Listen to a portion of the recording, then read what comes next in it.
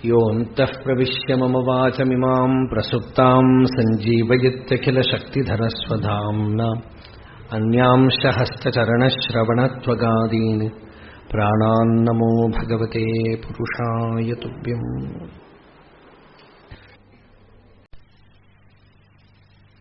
ശാന്തി എന്ന് പറയുന്നത് ആത്മാവിന്റെ സ്വരൂപമാണ്.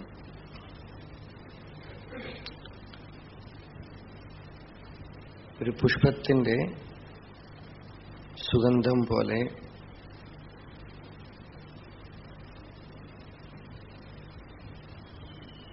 ആത്മാവിന്റെ സ്വരൂപമാണ് ശാന്തി. അതിനെ ആത്മാവിൽ നിന്ന് വേർപെടുത്താൻ കഴിയില്ല. ആത്മാവിലല്ലാതെ വേറെ ഒരിടത്ത് അത് കണ്ടെത്താനും സാധ്യമല്ല. ശാന്തോയം ആത്മാ, ആത്മാവിന്റെ പേര് തന്നെ ശാന്തി എന്നാണ്.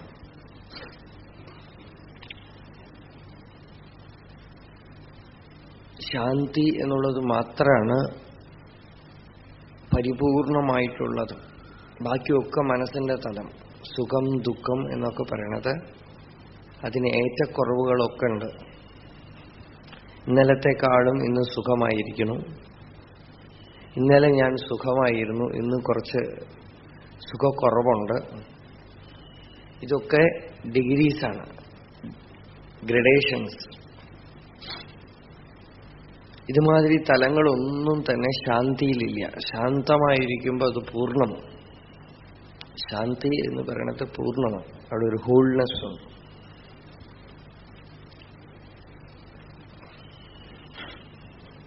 ആ ശാന്തിക്ക് മുഖ്യമായിട്ടുള്ള തടസ്സം എന്താണ്? ശാന്തി തന്നെയാണ് ധ്യാനം. നിരന്തരം ശാന്തി ഉണ്ടെങ്കിൽ പത്മാസനമോ ഒന്നും ആവശ്യമില്ല. ആരും ധ്യാനത്തിനൊന്നും മെനക്കെടില്ല. എല്ലാ ധ്യാനത്തിന്റെയും യോഗത്തിന്റെയും ഒക്കെ ലക്ഷ്യം ശാന്തിയാണ്. അതുകൊണ്ടാണ് വേദമന്ത്രങ്ങളൊക്കെ തന്നെ ചൊല്ലി തീർക്കുമ്പോൾ അവസാനം ഓം ശാന്തി ശാന്തി ശാന്തി, ശാന്തിയിലാണ് അവസാനിക്കുന്നത്. അപ്പൊ ശാന്തി എന്ന് പറയുന്നത് അഗാധമായ ആത്മസ്വരൂപത്തിലാണ് അത് കുടിക്കൊള്ളണത്. ആ ശാന്തി അല്പമൊന്ന് ആസ്വദിച്ചാൽ അത് വലിയൊരു രസായനമാണ്. അതാണ് നമ്മൾ ഇന്നലെ പറഞ്ഞു, രസായനമയീ ശാന്തി പരമാനന്ദദായിനി നാനന്ദയതി കം നാമ സാധു സംഗമ ചന്ദ്രിക. ജ്ഞാനികളുടെ സമ്പർക്കത്തില് നമ്മൾ ആ ശാന്തിയെ അല്പമൊന്ന് നുകരും. നമ്മളുടെ ഉള്ളില് വിഷയവാസനകൾ ഉള്ളത്തോളം കാലം, രാഗം ദ്വേഷം മനസ്സ് ചലിച്ചുകൊണ്ടിരിക്കുന്നിടത്തോളം കാലം പരിപൂർണമായ ആ ശാന്തി, മാറാതെ ആ ശാന്തിയിൽ നിൽക്കുക എന്നുള്ളത് നമുക്ക് അധികാരമില്ല, സിദ്ധിച്ചിട്ടില്ല. പക്ഷേ അല്പമൊക്കെ ഒന്ന് മനസ്സ് പരിപാകപ്പെട്ടാൽ നമുക്ക് സത്സംഗത്തിനുള്ള ഭാഗ്യം കിട്ടും. അല്പമൊക്കെ ഒന്ന് മനസ്സ് പരിപാകപ്പെട്ടാൽ ജ്ഞാനികളുടെ സമ്പർക്കം ഉണ്ടാവുമ്പോൾ ആ സമ്പർക്കത്തിൽ ഒരു ശാന്തി, ആ ശാന്തി തന്നെ ഒരു റിജുവിനേറ്റിംഗ് ടോണിക് പോലെയാണ്. രസായനമയീ ശാന്തി എന്നാണ്. അത് വലിയൊരു രസായനം കുടിച്ച പോലെ. ശരീരത്തിനുള്ള രസായനമല്ല, അന്തർഹൃദയത്തിനുള്ള രസായനം, പരമാനന്ദത്തിനെ തരുന്നു. പക്ഷെ കുറച്ച് കഴിഞ്ഞാൽ അത് പിന്നെയും പോകും. കാരണം വാസനകൾ ഉള്ളത്തോളം മനസ്സ് വീണ്ടും വീണ്ടും ചലിക്കും. ഉറക്കത്തിൽ കുറച്ചു നേരം ലയിച്ചിരുന്ന മനസ്സ് രാവിലെ എണീറ്റാൽ എങ്ങനെ ഉണരുന്നു? വാസനകൾ ഉള്ളുന്ന് തള്ളിവിടുന്നു മനസ്സിനെ പുറമേക്ക്. അതേപോലെ തന്നെ ധ്യാനത്തിലോ സത്സംഗത്തിലോ അല്ലെങ്കിൽ ഭജന പാടുമ്പോഴോ ഒക്കെ ശാന്തി, ഒരാനന്ദം. ഇവിടെ ധാരാളം ഭജന നടക്കാറുണ്ട്. അപ്പൊ ഭജന പാടുമ്പോൾ ഒരു ആനന്ദം. പക്ഷെ ആ ആനന്ദം ഭജന കഴിഞ്ഞ് കുറച്ചു നേരം കൂടെ ഉണ്ടാവും, അത് കഴിഞ്ഞാൽ പോയി.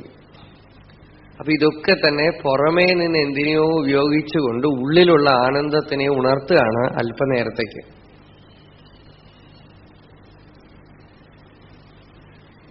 ആത്മാവിൽ നിന്ന് അന്യമായിട്ടുള്ള വസ്തുക്കളെ ആശ്രയിച്ചുകൊണ്ട് നേടുന്ന ആനന്ദമൊക്കെ തന്നെ കുറച്ചു നേരത്തേക്കേ നിൽക്കുള്ളൂ, കുറച്ചു കഴിഞ്ഞാൽ വിട്ടിട്ട് പോകും. അമ്പലത്തിൽ വരുമ്പോഴാണ് ഒരു ശാന്തി, ആനന്ദം തോന്നുന്നത്. എന്നുവെച്ചാൽ അമ്പലത്തിൽ വന്നിട്ടില്ലെങ്കിൽ അന്ന് റെസ്റ്റ്ലെസ് ആവും. പറ്റിയില്ലല്ലോ. നല്ല നല്ല പുസ്തകങ്ങൾ വായിച്ചിട്ടാണ് ഒരു ആനന്ദം, ശാന്തി തോന്നണത്. നല്ലതാണ്, അതൊന്നും തെറ്റല്ല, നല്ലതാണ്. ഭാഗവതം വായിക്കണു, ഭഗവത്ഗീത വായിക്കണു, ഇപ്പൊ നല്ലൊരു ആനന്ദം തോന്നണു. പക്ഷേ ആ വായിച്ചും ആനന്ദം തോന്നിയും ക്രമേണ നിരന്തരമായ ആനന്ദാവസ്ഥയിൽ എത്തിയിട്ടില്ലെങ്കിൽ, ശാന്തിയിൽ എത്തിയിട്ടില്ലെങ്കിൽ, കുറച്ചു കഴിഞ്ഞാൽ കണ്ണ് കാണാൻ വയ്യ അല്ലെങ്കിൽ ചെവി കേൾക്കാൻ വയ്യ എന്നൊരവസ്ഥ വന്നാൽ ഇപ്പൊ പുസ്തകം വായിക്കാനും പറ്റണില്ല, സത്സംഗത്തിലേക്ക് പോവാനും പറ്റണില്ല, ശാന്തിയൊക്കെ അവസാനിച്ചു. ഇത്ര കാലം കേട്ടതൊക്കെ കഴിഞ്ഞിട്ട് ഇപ്പൊ കരഞ്ഞുകൊണ്ടിരിക്കുകയാണെങ്കിൽ ഇത്ര കാലം കേട്ടതൊന്നും അപ്പോ പ്രയോജനപ്പെടുത്തിയില്ല എന്നർത്ഥം. പ്രയോജനപ്പെടുത്തൽ എന്താണ്? ശാന്തിയുടെ മൂലം ആത്മാവാണ്. ആ ആത്മാ ഞാൻ ആണ്, എന്റെ തന്നെ സ്വരൂപമാണ് എന്ന് കണ്ടെത്താം.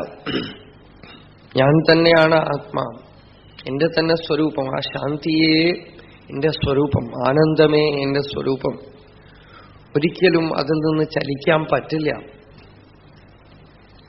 ചലിച്ചു എന്നുള്ള ഒരു ഭ്രമം ഉണ്ടാവുന്നത് ചിത്തവൃത്തികൾ കൊണ്ടാണ്. തോട്ട് വേവ്സ്, ഇങ്ങനെ ചിത്തവൃത്തികൾ ആണ് ചലിച്ചു എന്ന് തോന്നിപ്പിക്കുന്നത്. ആ ചിത്തവൃത്തികളെ പതുക്കെ പതുക്കെ കുറച്ചു വരുന്തോറും ഉള്ളിലുള്ള ശാന്തി അനുഭവപ്പെടും.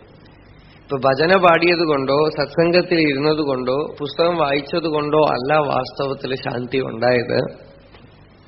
പക്ഷെ ആ സത്സംഗമോ പുസ്തകം വായനയോ ഭജനയോ ഒക്കെ തന്നെ കുറച്ചു നേരത്തേക്ക് മനസ്സിന്റെ അലച്ചലിനെ ഒന്ന് നിർത്തി,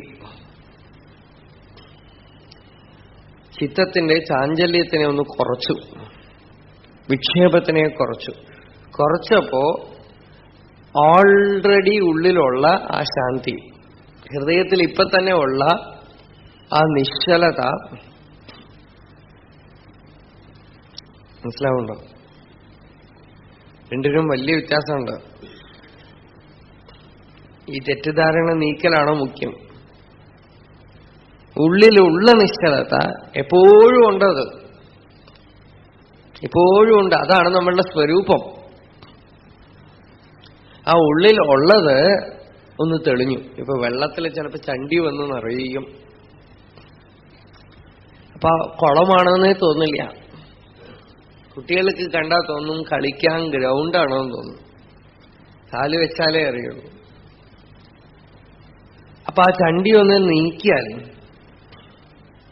വെള്ളം അടിയിൽ കാണുന്നു. ഇപ്പോ വെള്ളം എവിടുന്നും കൊണ്ടുവന്നതൊന്നുമല്ല, ചണ്ടി നീക്കിയപ്പോ ഉണ്ടായതുമല്ല, അവിടെ ഉണ്ട്. ചണ്ടി നീക്കിയപ്പോ വെള്ളം കണ്ടു, കൈവിട്ടാൽ വീണ്ടും ചണ്ടി വന്ന് ഇങ്ങനെ വന്ന് കൂടും. അതേപോലെയാണ് പ്രാണായാമം, ഭജന, ജപം ഒക്കെ ചെയ്യുമ്പോൾ തൽക്കാലത്തേക്ക് ഈ ചണ്ടി ഒന്ന് നീങ്ങണം. കൈവിടുമ്പോ പിന്നെയും കൂടണ പോലെ ഇത് കഴിഞ്ഞ് കുറച്ചു നേരം കഴിയുമ്പോൾ വീണ്ടും അത് വന്ന് കൂടുന്നു. അപ്പോ ഇതിനെന്താണ് ഒരു പരിഹാരം? ചണ്ടി എടുത്ത് വെളിയിൽ കളയണം അല്ലേ? ചണ്ടി എടുത്ത് വെളിയിൽ കളയണം. അതുപോലെ ഉള്ളിലുള്ള വാസനകൾ ഓരോന്നോരോന്നായി ക്ഷയിക്കണം. വാസനാക്ഷയം ആണ് മോക്ഷം.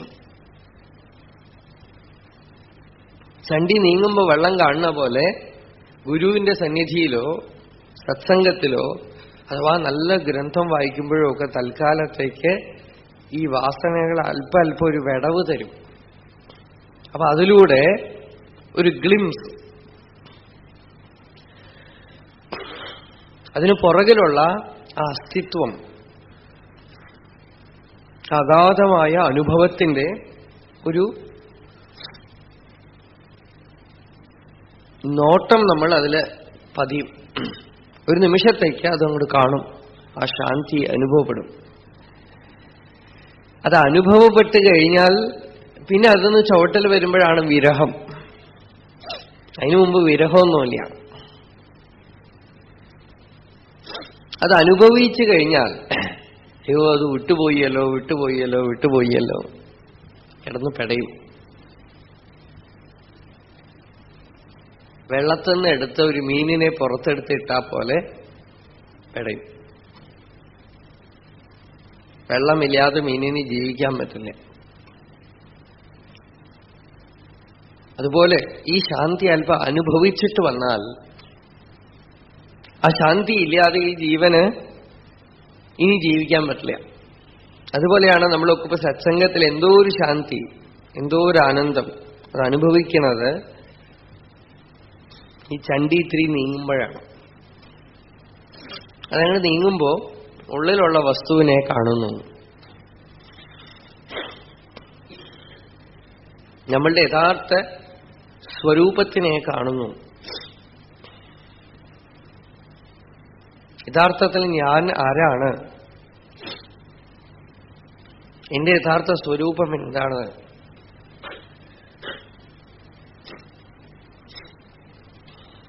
എന്നുള്ളത് ഉള്ളിൽ കാണുന്നു. ശാന്തിയേ സ്വരൂപം. ഭഗവാൻ രമണ മഹർഷിയുടെ മുമ്പിലിരുന്നു കൊണ്ട് ഒരാള് പറഞ്ഞുകൊണ്ടേയിരുന്നു, ഭഗവാൻ நீங்க ரொம்ப கவலையா இருக்கேன், மனசு ரொம்ப கஷ்டப்படுறதே, நிம்மதியே இல்லையே இப்படி சொல்லிட்டே இருக்காரு. மகர்ஷி பேசாம உட்கார்ந்து இருக்கார். இப்ப கிட்டக்கு இருக்கிற ஒருத்தர் சொன்னார்,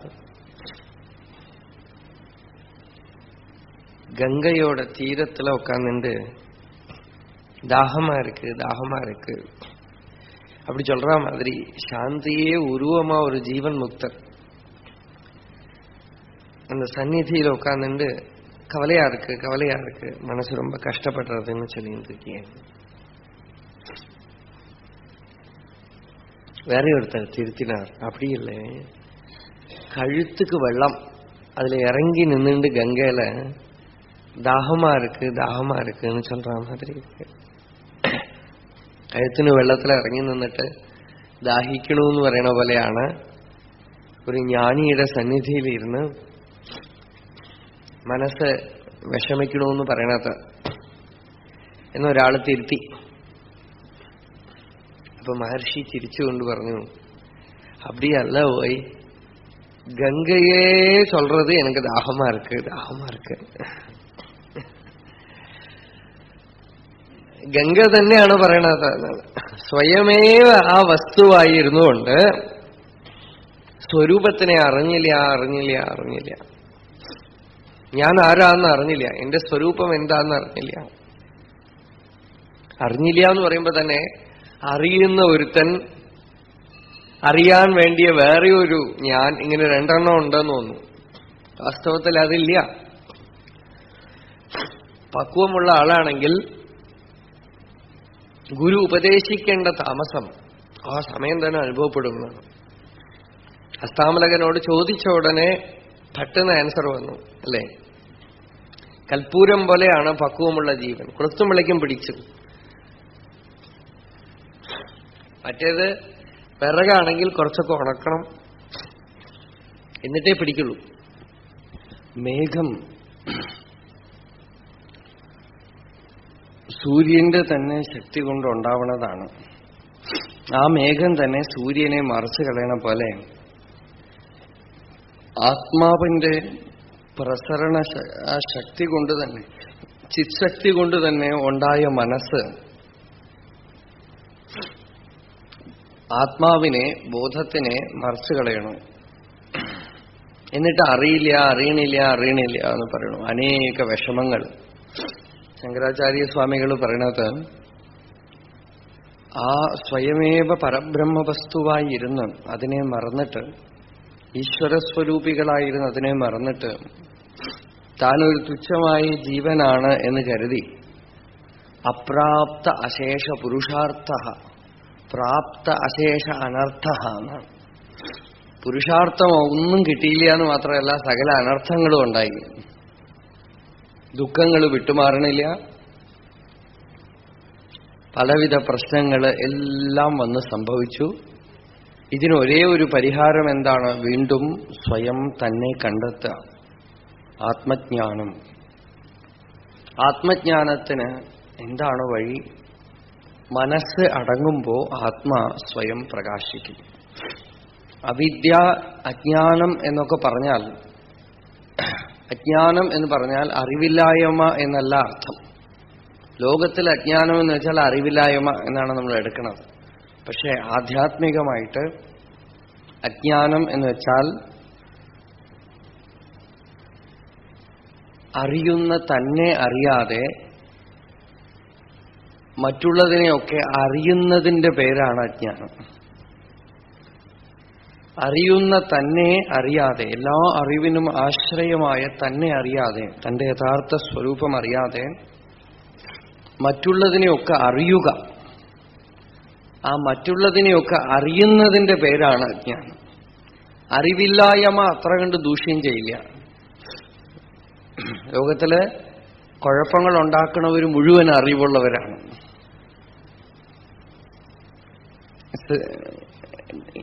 എന്താണ്? അപരാവിദ്യ ഉള്ളവരാണ്. സയന്റിസ്റ്റ് ഒക്കെ തന്നെ അപരാവിദ്യ ഉള്ളവരാണ്, നല്ലവണ്ണം പഠിച്ചവരാ. പഠിക്കാത്തവരാരുമില്ല. ന്യൂക്ലിയർ ബോംബും ആറ്റം ബോംബും പലവിധ വസ്തുക്കളും ഉണ്ടാക്കി ഇപ്പൊ എല്ലാവരും ഭയന്നുകൊണ്ടിരിക്കാൻ കാരണം ഈ അറിവാണ്. ആത്മജ്ഞാനം ഇല്ലാത്ത അറിവ്, സ്വയം തന്നെ അറിയാത്തവന്റെ അറിവ് അപരാവിദ്യ, അവിദ്യ എന്നാണ് ശങ്കരാചാര്യസ്വാമികൾ പറയണത്. വേദമാണെങ്കിൽ പോലും, നല്ലവണ്ണം വേദം പഠിച്ചവനാണെങ്കിൽ പോലും, ചതുർവേദി അപിയോ വിപ്രഹ എന്നാണ്, 4 വേദങ്ങളും പഠിച്ച വിപ്രനാണെങ്കിലും ആത്മവിദ്യയില്ലെങ്കിൽ, സ്വയം തന്നെ അറിഞ്ഞിട്ടില്ലെങ്കിൽ അവിദ്യ എന്നാണ് ശങ്കരാചാര്യസ്വാമികൾ പറയണത്. ആ പാണ്ഡിത്യം അവിദ്യ. ഇതിനെയാണ് ഭാഗവതം വേറെ ഒരു രീതിയിൽ പറയണത്. വിപ്രാത് ദ്വിഷഡ്ഗുണയുതാത് അരവിന്ദനാഭ പാദാരവിന്ദ വിമുഖാത് ശ്വപചം വരിഷ്ടം മന്യേ തദർപ്പിതമനോ വചനേഹിതാർത്ഥ പ്രാണം പുനാതി സകുലം നതു ഭൂരിമാനഃ. 16 ഗുണങ്ങളും തികഞ്ഞ ആളാണെങ്കിലും ഭഗവത് പാദാരവിന്ദ വിമുഖനാണെങ്കിൽ, ഭഗവത് പാദാരവിന്ദ വിമുഖൻ എന്ന് വെച്ചാൽ ഈ ഈശ്വര അനുഭവം ഇല്ലാത്തവൻ എന്നർത്ഥം.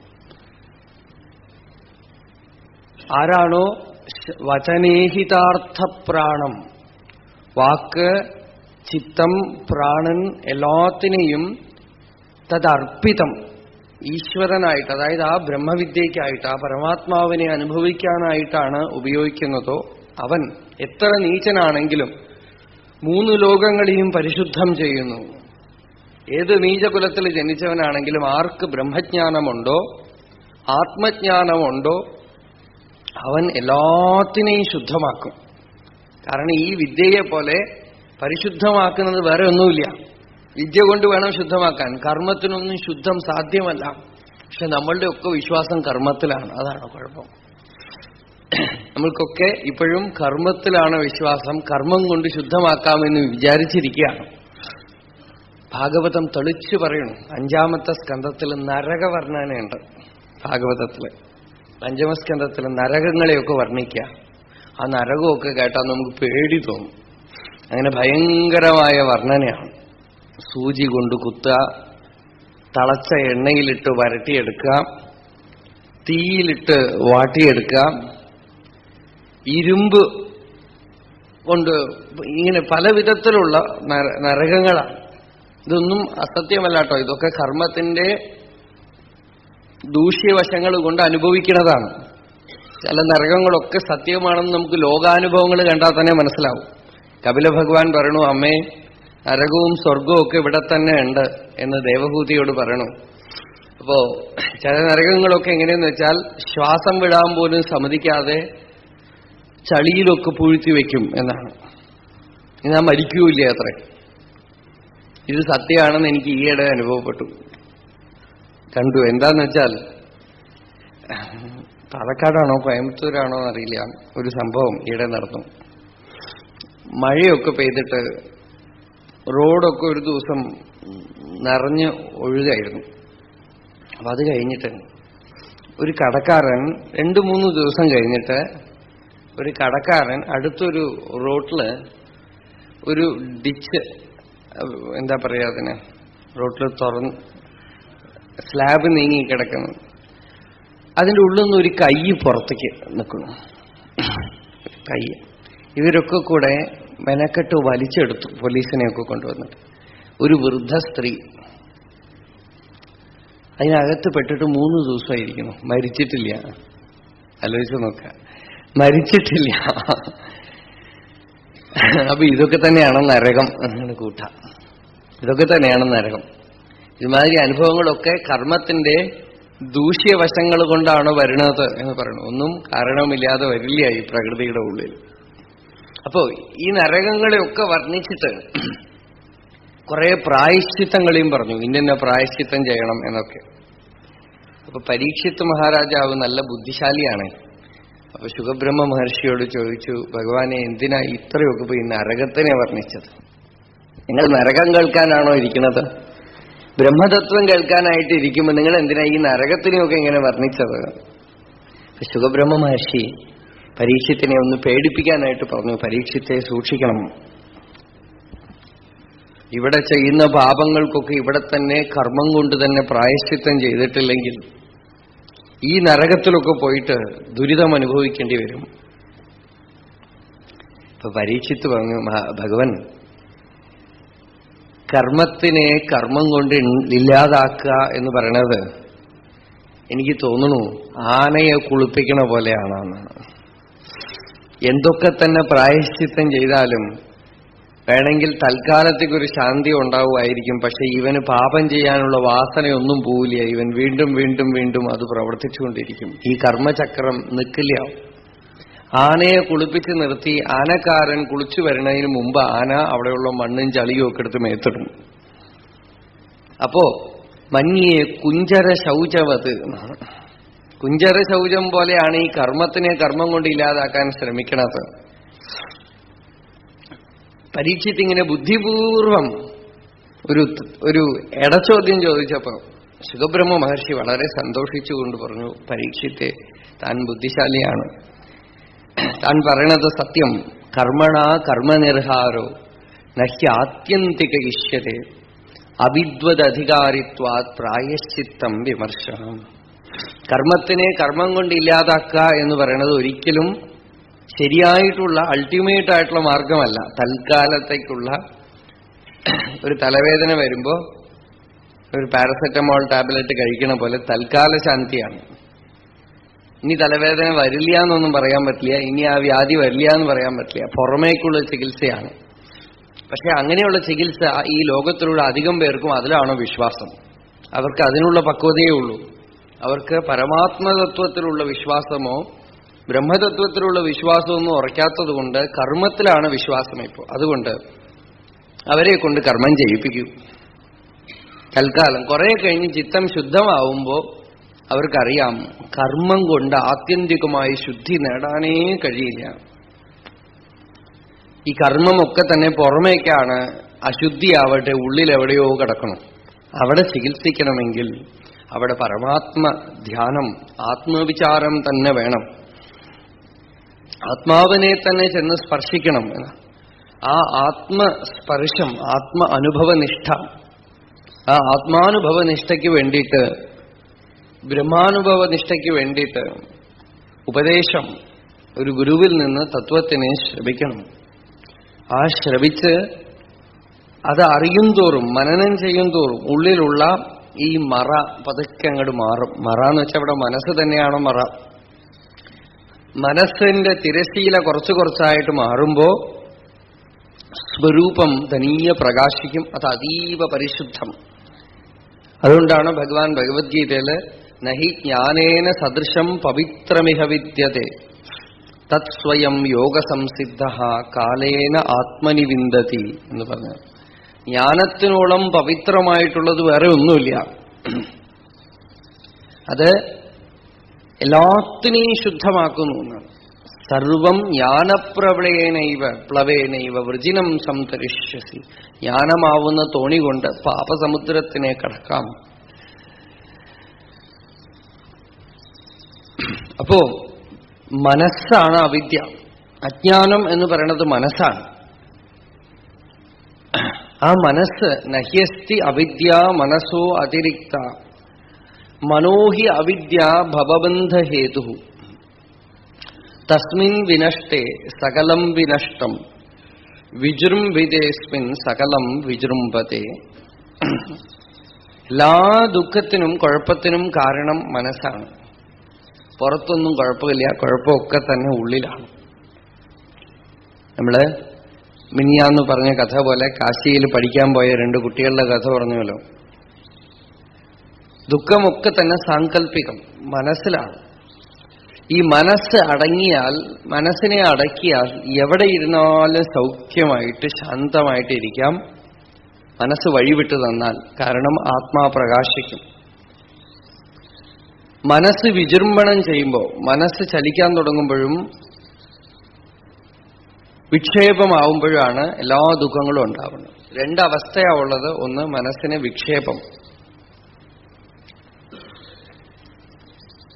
ഇനിയൊന്ന് നിരോധം.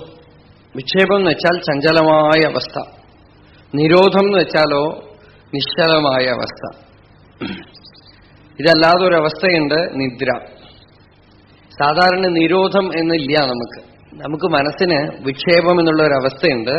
അതൊന്ന് പിൻവലിച്ചാൽ ഉറങ്ങിപ്പോവും. അതുകൊണ്ടാണ് സത്സംഗത്തിലൊക്കെ ഇരിക്കുമ്പോൾ ഉറങ്ങിപ്പോണത്. സത്സംഗത്തിലിരിക്കുമ്പോൾ മനസ്സിനെ ഒന്നിൽ എന്തെങ്കിലുമൊക്കെ ചിന്തിച്ചുകൊണ്ടേ ഇരിക്കണം. ആ ചിന്തിക്കാൻ കഴിയാതെ അതിനെ വിഡ്രോ ചെയ്താൽ അതിന് പിന്നെ അടുത്തത് എന്ത് ചെയ്യണമെന്ന് അറിയില്ല, അപ്പൊ ഉറങ്ങിപ്പോവും. അതിന്റെ സ്വഭാവമാണത്. വിഡ്രോ ചെയ്താൽ ഉറങ്ങിപ്പോവും, അതിനെ ഈ പിന്നോട്ട് വലിച്ചാൽ ഉറങ്ങിപ്പോവും. ഉറങ്ങരുത്, ചലിക്കരുത്. ഇത് രണ്ടിനെയും മാറ്റിയാൽ ചലനവുമില്ല ഉറക്കവുമില്ല എന്നുള്ള അവസ്ഥയാണ് യോഗം എന്ന് പറയുന്നത്. അതിനെയാണ് ചിത്തവൃത്തി നിരോധം എന്ന് പറയുന്നത്. അതെപ്പോ സാധ്യമാവും? ആരുടെ അടുത്തെങ്കിലും പോയിട്ട് മെഡിറ്റേഷൻ പ്രാക്ടീസ് ചെയ്താൽ മതിയോ എന്ന് ചോദിച്ചാൽ അതുകൊണ്ടൊന്നും സാധ്യമല്ല. കാരണം ഈ മെഡിറ്റേഷൻ കൊണ്ട്, ഈ ധ്യാനം കൊണ്ടൊക്കെ തന്നെ സാധാരണ ചെയ്യുന്നത് ഈ പാമ്പിനെ പാട്ട് വായിച്ച് നിർത്തണ പോലെ കുറച്ചു നേരം നിർത്തണോ, അത്രയേ ഉള്ളൂ. വാസനകളൊക്കെ ഉള്ളിലുണ്ട്. വാസനാക്ഷയം ഒന്നും അതുകൊണ്ട് സംഭവിക്കണില്ല. പരീക്ഷിച്ചു നോക്കിയാൽ നമുക്കറിയാം. ഭഗവാൻ ഭാഗവതത്തിൽ മുചുകുന്ദനെ ഉപദേശിക്കുമ്പോൾ പറയുന്നുണ്ട്, മുചുകുന്ദനോട് പ്രാണായാമാദി വാസനകൾ മറ്റു സാധനങ്ങൾ കൊണ്ടൊക്കെ തന്നെ വാസനകളെ ക്ഷയിക്കാത്ത മനസ്സ് പുനരുത്ഥിതം എന്നാണ്, വീണ്ടും ഉത്ഥാനം ചെയ്യുന്നതായിട്ട് കാണപ്പെടുന്നു ലോകത്തിൽ. അപ്പോ ഇതിനെന്താ പരിഹാരം എന്ന് ചോദിച്ചാൽ, മനസ്സ് എന്ന് പറഞ്ഞാൽ വാസനയാണ്. ചിത്തവൃത്തികൾ, വാസന. നമ്മൾ ഇന്നലെ പറഞ്ഞല്ലോ, കാരണശരീരം ഇടയ്ക്കിടയ്ക്ക് അതിങ്ങനെ തുറന്നുവിടും എന്ന് പറഞ്ഞല്ലോ. മനസ്സിന് 3 തലങ്ങളാണ് ഉള്ളത്. ഒന്ന് ഇതാ, ഈ സ്ഥൂലമായ തലം, ഇപ്പൊ നിങ്ങളെയൊക്കെ കാണണു എന്നുള്ള തലം. അത് ഏകദേശം നമുക്ക് പിടികിട്ടും. കുറച്ച് സൂക്ഷ്മമായ തലമാണ് സ്വപ്നത്തിൽ ചലിക്കുന്ന മനസ്സ്, അല്ലേ? നമ്മൾ ഒരിക്കലും പ്രതീക്ഷിക്കാത്ത ചിത്തവൃത്തികളെയൊക്കെ ഉണ്ടാക്കി ഭ്രമിപ്പിക്കുന്ന മനസ്സ്. ഇന്ന് എന്ത് സ്വപ്നം കാണും എന്ന് നമുക്ക് പറയാൻ പറ്റുമോ? വല്ല പ്രഡിക്ഷനും ഉണ്ടോ? ഒന്നുമില്ല. നമ്മൾ ഒരിക്കലും പ്രതീക്ഷിക്കാത്ത എന്തെങ്കിലുമൊക്കെ സ്വപ്നത്തിൽ പൊന്തി വരും. ആ സ്വപ്നം എവിടുന്ന് വരുന്നു? കാരണശരീരത്തിൽ നിന്നാണ് സൂക്ഷ്മ ശരീരത്തിലേക്ക് വരുന്നത്. ഇനിയിപ്പോ അതെങ്കിലും സ്വപ്നമെങ്കിലും വെളിപ്പെട്ടു എന്ന് പറയാം. വെളിപ്പെടാതെ കിടക്കുന്ന കാര്യങ്ങളുണ്ട് ഈ കാരണശരീരത്തിൽ. ഈ 3 തലങ്ങളും മനസ്സിനുണ്ട്. ഭഗവാൻ രമണ മഹർഷി ഒരിടത്ത് പറഞ്ഞിട്ടുണ്ട്, അത് വലിയൊരു ഇൻസൈറ്റാണ്. അതായത് നമ്മളിപ്പോ ഉണർന്നിരിക്കണു എന്ന് ധരിക്കണു, പക്ഷെ നമ്മൾ ഉണർന്നിരിക്കുന്നതിന് പുറകിൽ ഒരു വലിയ ഉറക്കമുണ്ട്. അത് കാവ്യാത്മകമായിട്ട് പറഞ്ഞതല്ല, സത്യമായിട്ട്. അതായത് ഉറക്കം എന്നുള്ള അവസ്ഥയാണ് ആവരണം.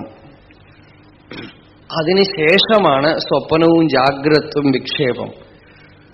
ഇപ്പൊ ഉറക്കത്തിന് ശേഷം, ഉറക്കം എന്നുള്ള അവസ്ഥ ആദ്യം ആത്മാവിനെ മറയ്ക്കുന്നു, അതിന്റെ മേലെ ജാഗ്രത്തിനെയും സ്വപ്നത്തിനെയും ഉണ്ടാക്കി കാണിച്ചുകൊണ്ടേയിരിക്കുന്നു. ഉറക്കത്തില് വാസനകളൊക്കെ അടങ്ങി കിടക്കുന്നുണ്ട്. നിദ്ര എന്ന് പറയുന്നത് വാസനകളുടെ ഒരു ബെഡാണ്. നമ്മൾ ഉറങ്ങുന്ന ആ സ്റ്റേറ്റില് നമ്മളുടെ വാസനകളൊക്കെ അടങ്ങിക്കിടക്കണം. അത് ചിലപ്പോഴൊക്കെ സ്വപ്ന ലോകത്തിലേക്ക് അങ്ങനെ ഒഴുകി വരും. കാരണശരീരം സ്വപ്ന ലോകത്തിലേക്ക് അങ്ങനെ ഒഴുകി വരും. ആ കാരണശരീരത്തിനെയും ശുദ്ധമാക്കാനാണ് വാസനാക്ഷയം. അതാണ് വാസനാക്ഷയം എന്ന് പറയുന്നത്. അതാണ്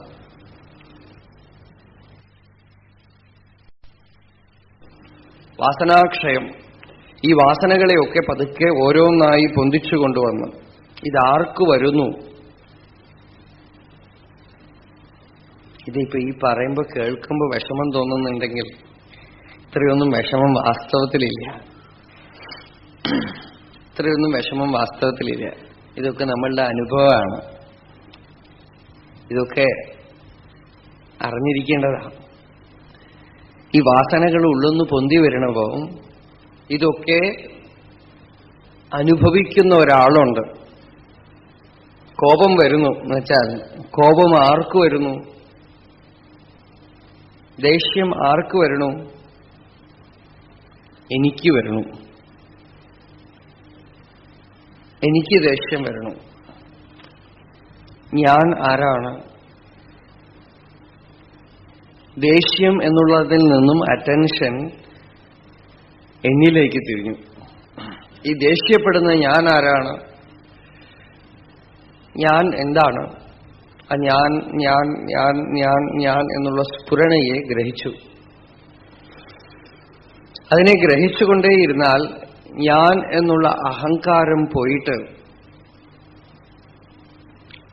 താനായിട്ട് ഒരു തത്വം ഉള്ളിൽ പ്രകാശിക്കും. ഈ ഞാൻ എന്നുള്ള വികാരം എവിടെ നിന്ന് പൊന്തുണു എന്ന് ആരാഞ്ഞു നോക്കിയാൽ ഹൃദയത്തിൽ നിന്നാണ് ഞാൻ എന്നുള്ള വികാരം പൊന്തണത്.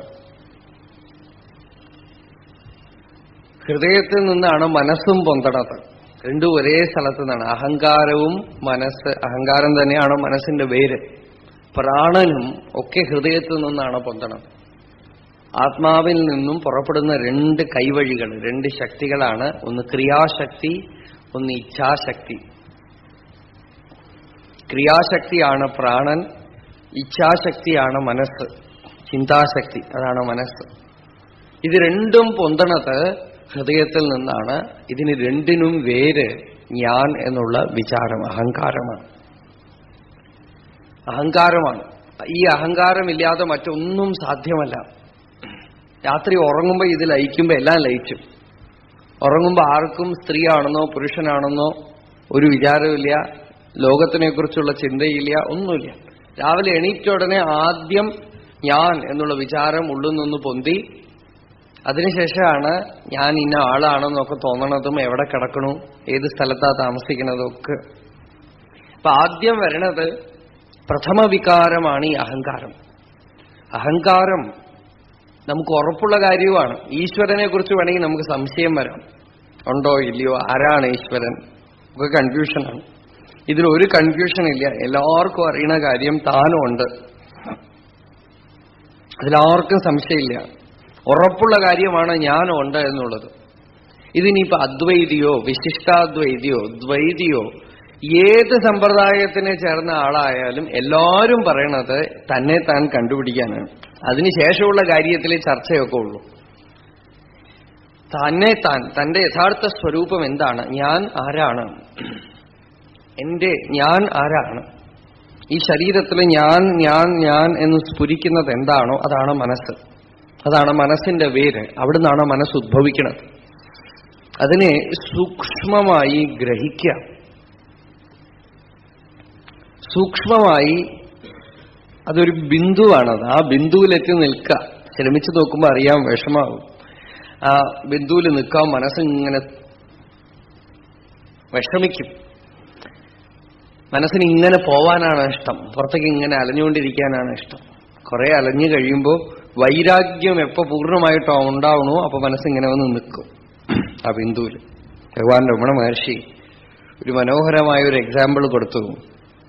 ദേവരാജ മുതലിയാർ എന്ന് പറയുന്ന ഒരു ഭക്തൻ മഹർഷിയോട് ചോദിക്കണമെന്ന് വിചാരിച്ചു, ഭഗവാനെ, ഈ മനസ്സിങ്ങനെ പുറമേക്ക് അലഞ്ഞുകൊണ്ടേയിരിക്കണമല്ലോ, അത് എപ്പോ സ്വയമേവ ഉള്ളിൽ വന്നു നിൽക്കും?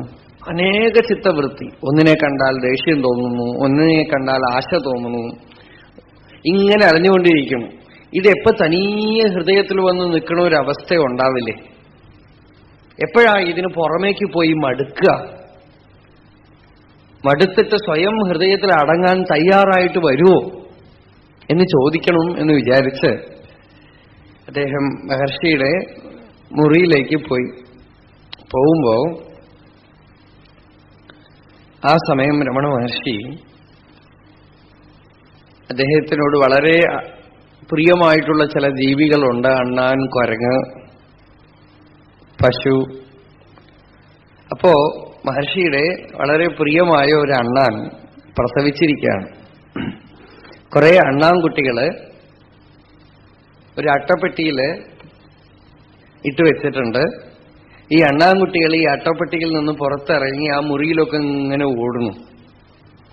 മഹർഷി ഈ അണ്ണാൻകുട്ടികളുടെ പുറകിൽ ചെന്ന് ഓരോ അണ്ണാൻകുഞ്ഞിനെയായിട്ട് പിടിച്ചു കൊണ്ടുവന്ന് പെട്ടിയിലിട്ടു. പെട്ടിയിലിട്ടിട്ട് അടുത്ത അണ്ണാൻകുഞ്ഞിനെ പിടിക്കാനായിട്ട് പോകുമ്പോഴേക്കും ഇത് പെട്ടിയിൽ നിന്ന് ഇറങ്ങി ഓടും. അതിനെ പിടിച്ചു കൊണ്ടുവന്ന് ഇട്ട് കഴിഞ്ഞാൽ ഇതിന്റെ പുറകെ പോവായി ഇതിനെ പിടിച്ചു കൊണ്ടുവന്നിട്ടും ഇതിനെ ഇട്ട് ഒരുവിധം അടച്ചു വെച്ചിട്ട് മറ്റേതിനെ എടുത്തുകൊണ്ട് വരുമ്പോഴേക്കും ഇത് പുറത്ത് ചാടി ഓടും. ഇങ്ങനെ അവസാനം ഓരോ അണ്ണാൻകുഞ്ഞിനെയായി പിടിച്ചു കൊണ്ടുവന്ന് പെട്ടിയിലിട്ട് അതൊന്ന് ഒരുവിധം അടച്ചു കഴിഞ്ഞിട്ട് ഈ ചോദിക്കാൻ വന്ന ആളോട് പറഞ്ഞു, പാവം ഇവൾക്കെല്ലാം പുറം ലോകത്തില് പൂന ഇരിക്കുന്ന് தெரியாது, വെളി ലോകത്തില് പൂച്ചയുണ്ടെന്ന് ഈ അണ്ണാൻകുഞ്ഞിന് അറിയില്ല. പൂച്ച കടിക്കും എന്ന് അറിഞ്ഞാൽ, ഒരിക്കൽ അറിഞ്ഞാൽ അതായിട്ട് തന്നെ ഉള്ളിൽ വന്നിരുന്നോളും. പക്ഷെ അതിനായിട്ട് അറിയണവരെ നമ്മളായിട്ട് തന്നെ ഉള്ളിൽ ഇട്ടുകൊണ്ടിരിക്കണം. മനസ്സിലായോ? ഈ മനസ്സിന് പുറം ലോകത്തിൽ ദുഃഖമുണ്ട്, പൂച്ചയുണ്ട്, അത് കടിക്കുമെന്ന് അറിയില്ല. ദുഃഖം അനുഭവിച്ചാൽ, അപാരമായ ദുഃഖം അനുഭവിച്ചവരാണ് പലപ്പോഴും പെട്ടെന്ന് ഉള്ളിലേക്ക് തിരിയണത്. അല്ലെങ്കിൽ അത് പുറമേക്ക് പോയിക്കൊണ്ടേയിരിക്കും പരിശീലനം കൊണ്ട്, അഭ്യാസം കൊണ്ട്. പക്ഷെ നമ്മൾ ആ പൂച്ച കടിക്കാൻ വേണ്ടി വെക്കണോ? അതുവരെ കാത്തോണ്ടിരിക്കണമെന്നാണ്. അതിനു മുമ്പ് സ്വയമേവ ഉള്ളിലിട്ട് പരിശീലിച്ച് ആ ഉള്ളിലുള്ള ആനന്ദത്തിനെ അനുഭവിപ്പിക്കുക. ഇടയ്ക്കിടയ്ക്ക് ഒരു ഡിപ്പ് അങ്ങോട്ട് ഉള്ളിൽ കൊടുക്കുക. സ്വാത്മതീർത്ഥത്തിൽ പോയി அப்படின்னு ഒരിടத்துல சொல்றார். ആത്മതീർത്ഥത്തിൽ അങ്ങനെ മുക്കുക മനസ്സിനെ. ഇടയ്ക്കിടയ്ക്ക് ആത്മതീർത്ഥത്തിലൊന്ന് മുക്കി അതിന്റെ രുചി അനുഭവിപ്പിച്ചാൽ പിന്നെ പുറമേക്കുള്ളത് തനിയെ വിട്ടുപോകും. അപ്പോ അതാണ് ഉത്തമമായ മാർഗം. മനസ്സിനെ പതുക്കെ അതിന്റെ മൂലത്തിൽ അടക്കാം. മനസ്സ് എവിടുന്ന് പൊന്തുണുവോ അവിടെ തന്നെ അടക്കാം. മനസ്സ് പൊന്താൻ ഉള്ള സ്ഥാനം ഏതാണ്? ഹൃദയം. ഹൃദയത്തിൽ നിന്നാണ് ഒരു സുഷിരം. ആ ഹൃദയ സുഷിരത്തിൽ നിന്നാണ് മനസ്സ് പുറത്തേക്ക് വരുന്നത്. ഹൃദയത്തിലൊരു ദ്വാരം, സുഷിരം എന്ന് വെച്ചാൽ ദ്വാരം. ആ ദ്വാരത്തിൽ നിന്നാണ് തസ്മിൻ സർവം പ്രതിഷ്ഠിതം. അതിലെല്ലാം അടങ്ങിക്കിടക്കണം. അവിടെ നിന്ന് മനസ്സ് പൊന്തുമ്പോ ജഗത്ത് മുഴുവൻ പൊന്തിക്കാണുന്നു. മനസ്സില്ലാതെ ലോകത്തിനെ കണ്ടവരാരെങ്കിലും ഉണ്ടോ? ഉറക്കത്തിൽ ആരെങ്കിലും ലോകത്തിനെ കാണുന്നുണ്ടോ? ഉണർന്ന ശേഷമാണ് ഈ പ്രപഞ്ച ദർശനം. മനസ്സ് പൊന്തുമ്പോ ലോകത്തിനെ മുഴുവൻ കാണുന്നു. ഈ മനസ്സ് എവിടുന്ന് പൊന്തണു? ഹൃദയത്തിൽ നിന്ന് പൊന്തണു. മനസ്സിന്റെ മൂലം എന്താണ്? ഞാൻ എന്നുള്ള വിചാരം. ഞാൻ എന്നുള്ള വിചാരം ഇല്ലാതെ മറ്റൊരു വിചാരവും സാധ്യമല്ല. കഴിഞ്ഞ പ്രാവശ്യം ഉപദേശസാരത്തിൽ നമ്മളൊരു ശ്ലോകം പറഞ്ഞു, വൃത്തയസ്തു അഹം വൃത്തിമാശ്രിതാഹ വൃത്തയോ മനഃ വിദ്ധി അഹം മനഃ. വൃത്തയ എന്ന് വെച്ചാൽ ചിത്തവൃത്തികൾ, എണ്ണങ്ങൾ, നനപ്പുകൾ,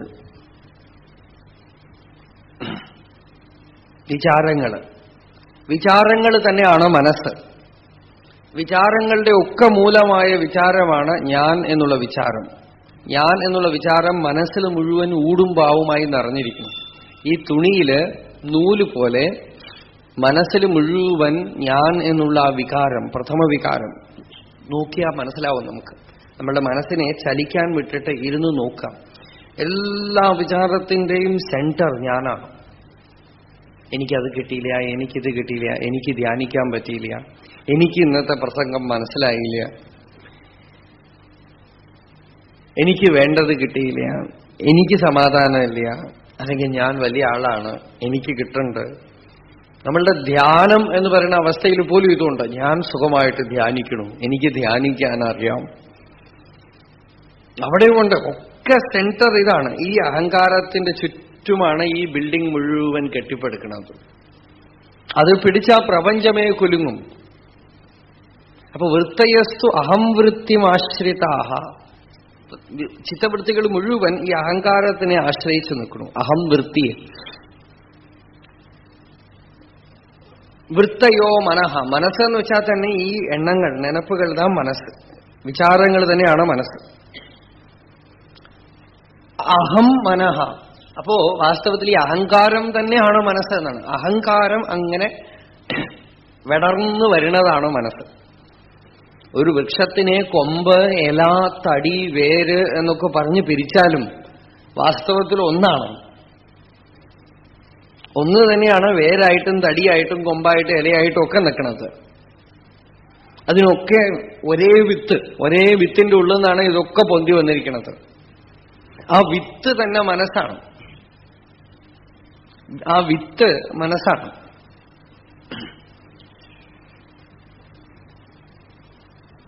വിത്തിനെ പിടിക്കാതാണ്. വിത്ത് എന്താണ്? ഈ അഹങ്കാരം. അഹങ്കാരമാണ് വിത്ത്.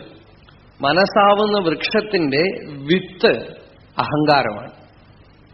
ഈ അഹങ്കാരത്തിനെ എരിക്കണമെങ്കിൽ ഒരേ മാർഗമേ ഉള്ളൂ, ആത്മവിചാരം. അതെന്താണോ നോക്കുക, അതിനെ പിടിക്കുക, അതിനെ കത്തിച്ചു കളയാൻ യോഗവാസിഷ്ഠത്തിൽ വസിഷ്ഠ മഹർഷി ശ്രീരാമന് തത്വോപദേശം ചെയ്യുമ്പോൾ പറയുന്നു. രാമൻ വസിഷ്ഠനോട് പറഞ്ഞു, ഭഗവാനെ എന്ത് ചെയ്തിട്ടും ഈ അഹങ്കാരം പോണില്ലല്ലോ. അഹങ്കാരം പോവാനായിട്ട് എന്തെങ്കിലും ചെയ്താൽ അതൊരഹങ്കാരമായിട്ട് തീർന്നു. ഒരു 3-4 റിലീജിയസ് ഓർഗനൈസേഷൻസ്, പല മതത്തിന് ചേർന്നവര് തമ്മിൽ പ്രസംഗിച്ചു അത്രേ. അതിലൊരാൾ വന്ന് പറഞ്ഞു, ഞങ്ങളുടെ സംഘത്തിലുള്ളവരാണ് ഏറ്റവും അധികം ആചാര അനുഷ്ഠാനങ്ങളുള്ളവർ എന്ന് പറഞ്ഞു പ്രസംഗിച്ചു. അത് കഴിഞ്ഞപ്പോൾ വേറെ ഒരാൾ വന്നിട്ട് പറഞ്ഞു, ഞങ്ങളുടെ സംഘത്തിലുള്ളവർ അത്രയ്ക്ക് ആചാരാനുഷ്ഠാനമൊന്നുമില്ലെങ്കിലും ഞങ്ങളുടെ സംഘത്തിലുള്ള അത്രത്തോളം പഠിച്ചിട്ടുള്ളവർ, ശാസ്ത്രം പഠിച്ചിട്ടുള്ളവർ വേറെ ആരുമില്ല. അപ്പൊ മൂന്നാമതൊരാൾ വന്ന് പറഞ്ഞു, ആദ്യം പറഞ്ഞവനെ പോലെ ആചാരാനുഷ്ഠാനങ്ങളോ ശാസ്ത്രം പഠിക്കലോ ഒന്നുമില്ലെങ്കിലും ഞങ്ങളുടെ ആളുകൾക്കുള്ളത്രത്തോളം വിശ്വാസം വേറെ ആർക്കുമില്ല. വേറെ ഒരാൾ വന്ന് പറഞ്ഞു, ഞങ്ങൾക്കാണ് ഏറ്റവും കൂടുതൽ ആളുകൾ കൂട്ടത്തിലുള്ളത്, ഞങ്ങളാണ് ഏറ്റവും അധികം ആരാധനാലയങ്ങൾ പണിതിരിക്കുന്നത് എന്നൊക്കെ പറഞ്ഞു. അവസാനം ഒരാൾ വന്ന് പറഞ്ഞു, അയാൾക്ക് പാവം പറയാനൊന്നുമില്ല, എങ്കിലും അയാൾ പറഞ്ഞു, ആദ്യം പറഞ്ഞവരെ പോലെ ശാസ്ത്രം പഠിച്ചവരും ഞങ്ങളുടെ കൂട്ടത്തിൽ ഇല്ലെങ്കിലും വിശ്വാസമുള്ളവരും അത്ര കണ്ടില്ലെങ്കിലും ആളുകളുടെ എണ്ണവും കുറവാണെങ്കിലും വിനയം, അഹങ്കാരമില്ലായ്മ, അതിന്റെ കണക്ക് നോക്കിയാൽ ഞങ്ങളെപ്പോലെ വേറെ ആരുമില്ല. Humility is concerned, we are second to none. ഇതാണ് അഹങ്കാരം. ഇങ്ങനെ നമ്മൾ പറ്റിക്കും. അതിന് അഹങ്കാരമാണെന്ന് പോലും നമുക്ക് കണ്ടുപിടിക്കാനേ പറ്റില്ല. അതിങ്ങനെ ഉള്ളിലിരുന്ന് ഈ വിഷം. അപ്പൊ ശ്രീരാമചന്ദ്രൻ വസിഷ്ഠനോട് പറയണത് അതാണ്.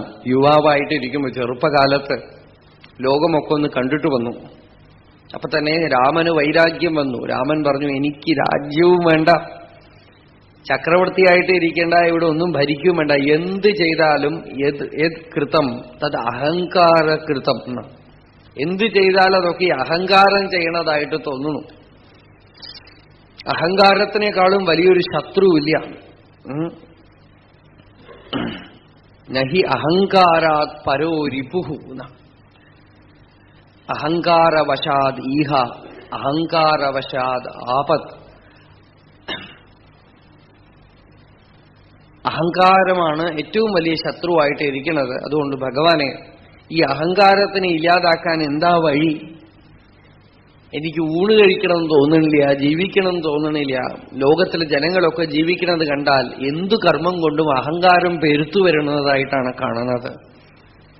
വസിഷ്ഠൻ പറഞ്ഞു, രാമ, അഹങ്കാരത്തിനെ ഇല്ലാതാക്കാനുള്ള, പരമാത്മതത്വം പ്രകാശിക്കാനുള്ള ഒരു മാർഗം തനിക്ക് ഞാൻ ഉപദേശിച്ചു തരാം.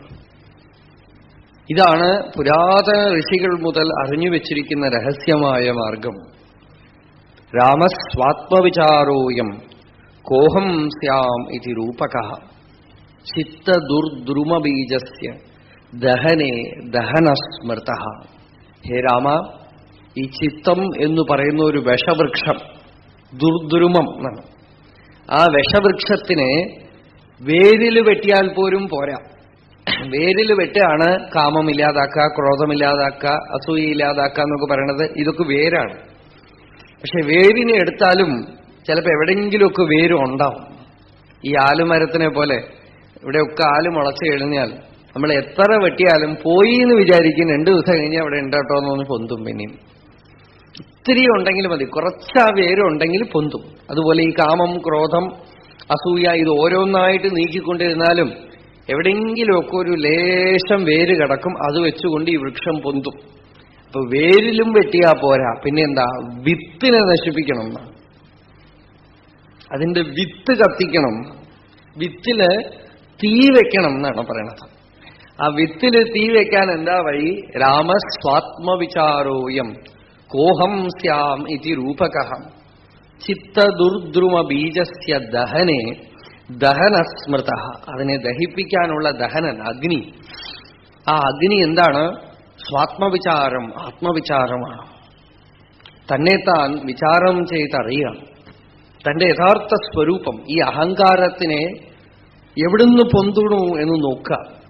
അഹങ്കാരം എന്ന് പറയണമല്ലോ, അതെന്താണ്? വാസ്തവത്തിൽ അഹങ്കാരം എന്നൊന്നും ഉണ്ടോ എന്ന് നോക്കുക.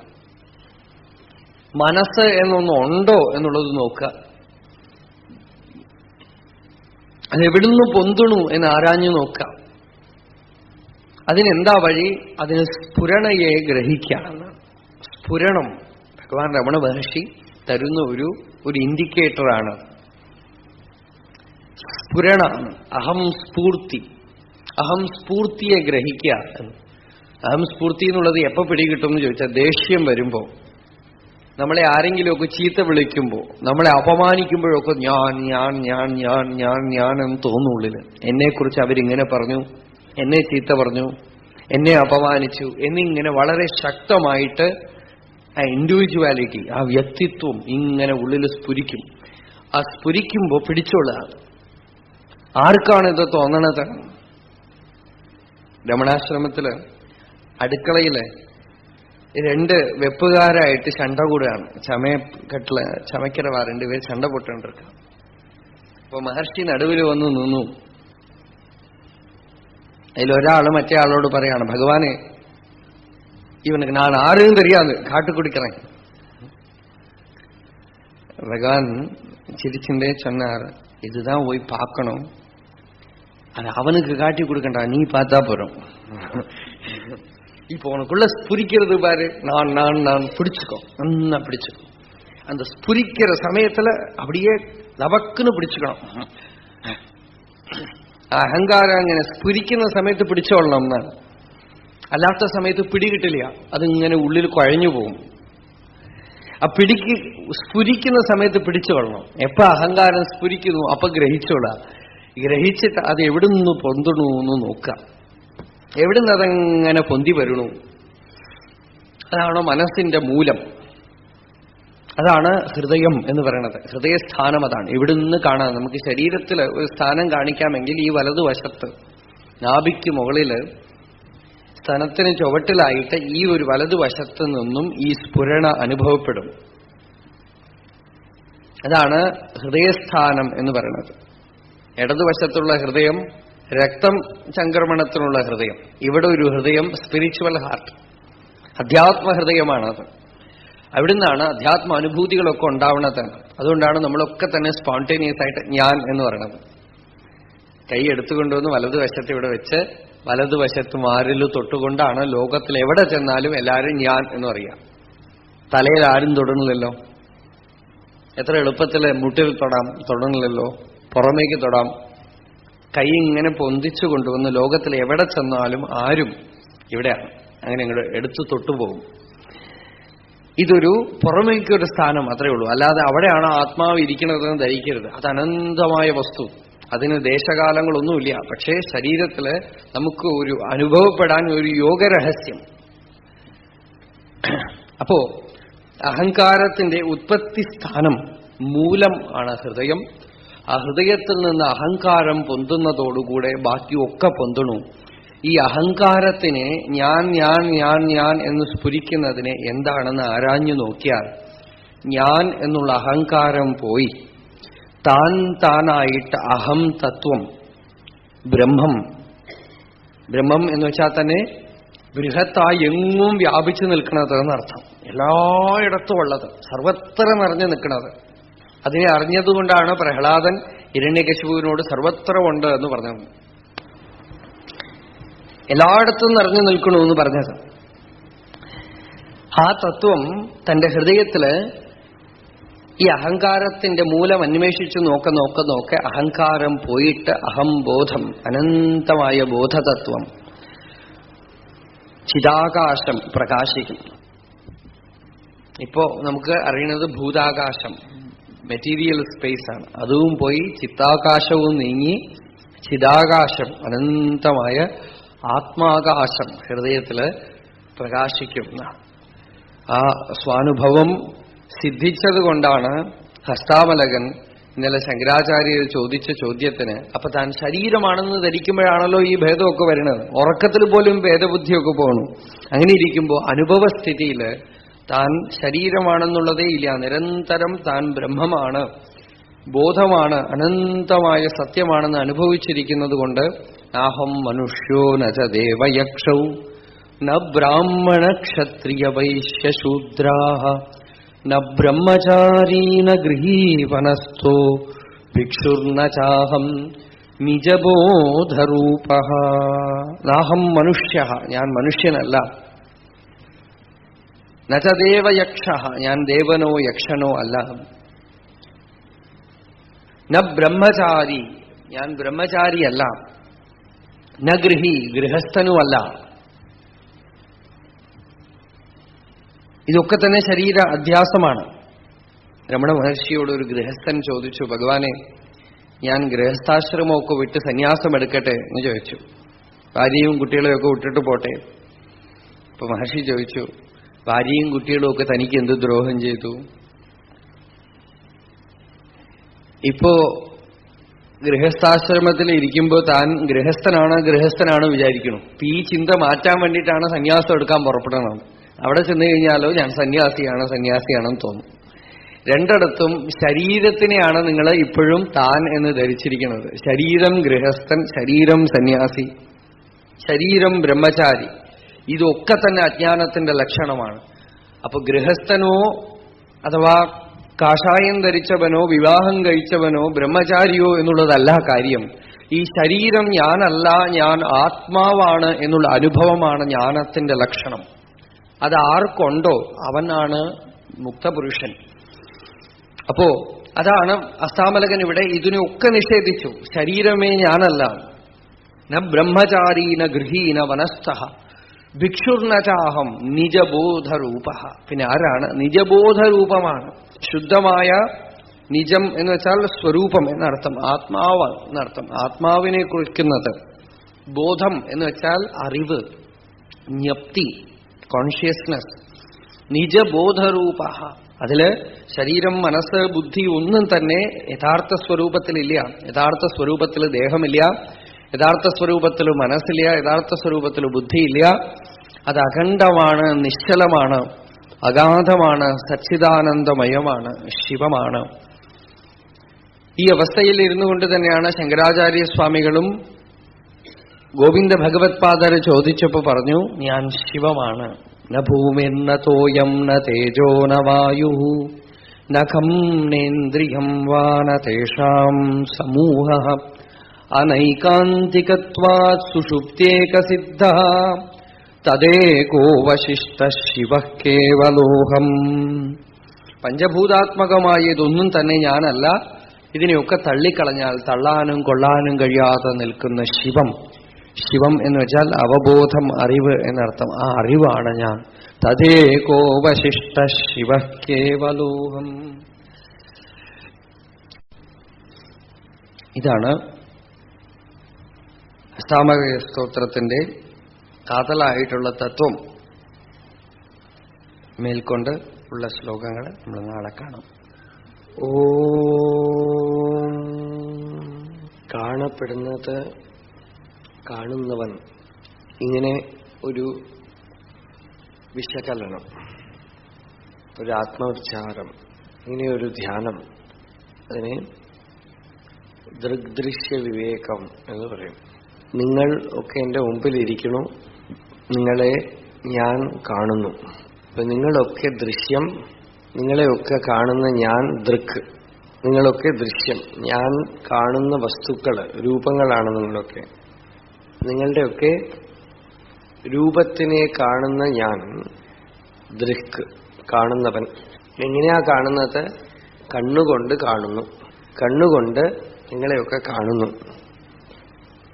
നോക്കണം, ഇങ്ങനെ സൂക്ഷ്മമായിട്ട് എന്നിലേക്ക് വരികയാണ്. കണ്ണുകൊണ്ട് നിങ്ങളെയൊക്കെ കാണുന്നു. നിങ്ങളൊക്കെ ദൃശ്യം, കാണുന്ന ഞാൻ ദൃക്ക്. ഇനിയിപ്പോ കണ്ണുണ്ടെങ്കിലും പോരാ, കണ്ണ് തുറന്നുകൊണ്ടേയിരിക്കും, പലപ്പോഴും കാണില്ല. എന്താണ്? മനസ്സ് വേറെ എവിടെയോ ആണെന്ന് പറയും. കണ്ണ് തുറന്നു തന്നെ ഇരിക്കും, കാണില്ല. അപ്പൊ കണ്ണല്ല വാസ്തവത്തിൽ കാണണത്. കണ്ണും ഒരു ദൃശ്യമാണ്.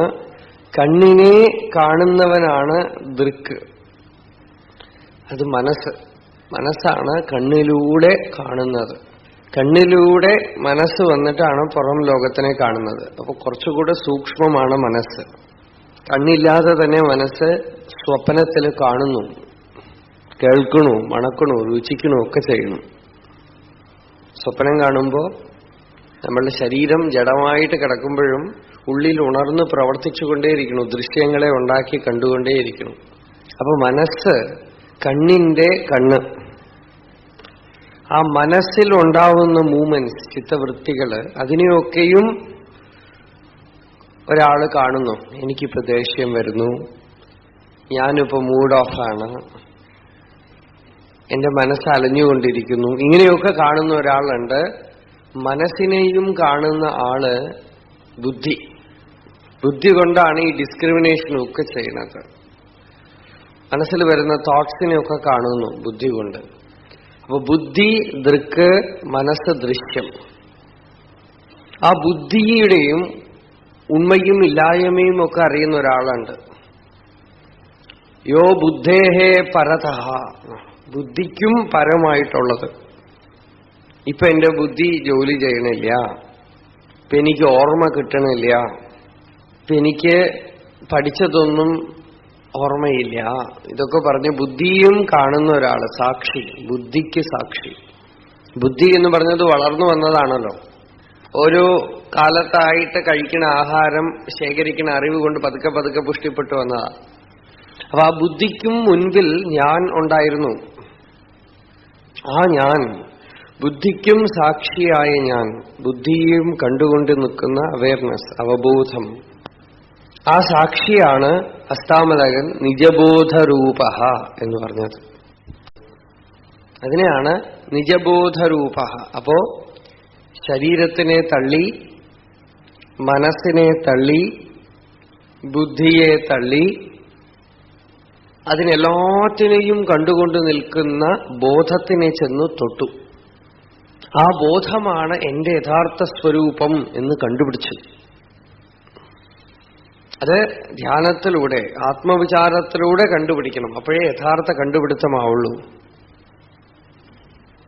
അത് പതുക്കെ മനനം ചെയ്യുക, വിചാരം ചെയ്തു നോക്കുക. ഈ ശരീരം ഞാനാണോ? വീണ്ടും വീണ്ടും വീണ്ടും വീണ്ടും വിചാരം ചെയ്യണം. ആഴത്തിൽ പോകുമ്പോൾ കാണാം എങ്ങനെ ഇത് പിണഞ്ഞു കിടക്കണു. നമ്മളുടെ each and every thought is about our body.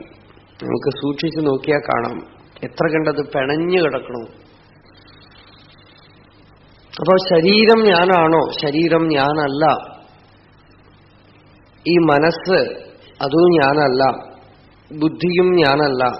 അതിനു പുറകിലിരിക്കുന്ന അഹങ്കാരവും ഞാനല്ല. ഇങ്ങനെ തള്ളി തള്ളി തള്ളി തള്ളി തള്ളി സൂക്ഷ്മമായിട്ട് പോകുമ്പോ അവസാനം തള്ളാനും കൊള്ളാനും കഴിയാതെ ഒന്ന് നിൽക്കും അറിവ്. അതാണ് സച്ചിദാനന്ദം എന്ന് പറയുന്നത്. ആ സച്ചിദാനന്ദമയമായ വസ്തു, അതാണ് തന്റെ യഥാർത്ഥ സ്വരൂപം. അതിനെ തള്ളാനും പറ്റില്ല, കൊള്ളാനും പറ്റില്ല. അത് തന്നെ താൻ. അവിടെ രണ്ടില്ല. തള്ളുന്ന ഒരാള്, തള്ളപ്പെടുന്ന ഒരു വസ്തു എന്ന് രണ്ടില്ല.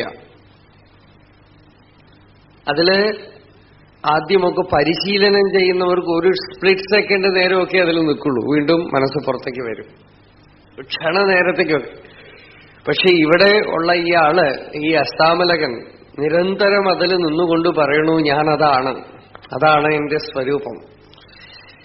ബാക്കിയുള്ളതിനെയൊക്കെ തള്ളി മാറ്റിയിരിക്കുന്നു.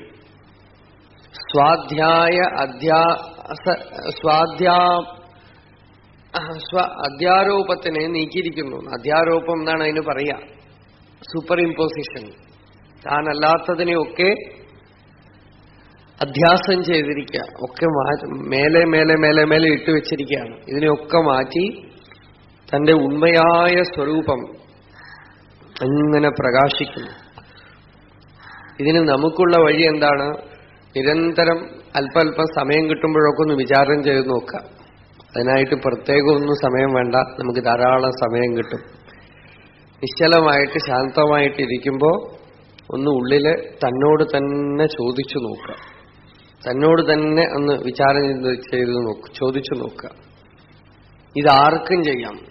ഈശ്വരൻ ഇല്ല എന്ന് പറയണ നാസ്തികനും തന്നെ നിഷേധിക്കാൻ പറ്റില്ല. ഭഗവാൻ രമണ മഹർഷിയോട് ഒരു യുവാവ് വന്നിട്ട് പറഞ്ഞു, കുറേ നേരം മഹർഷി ഇങ്ങനെ നോക്കിയിരുന്നു.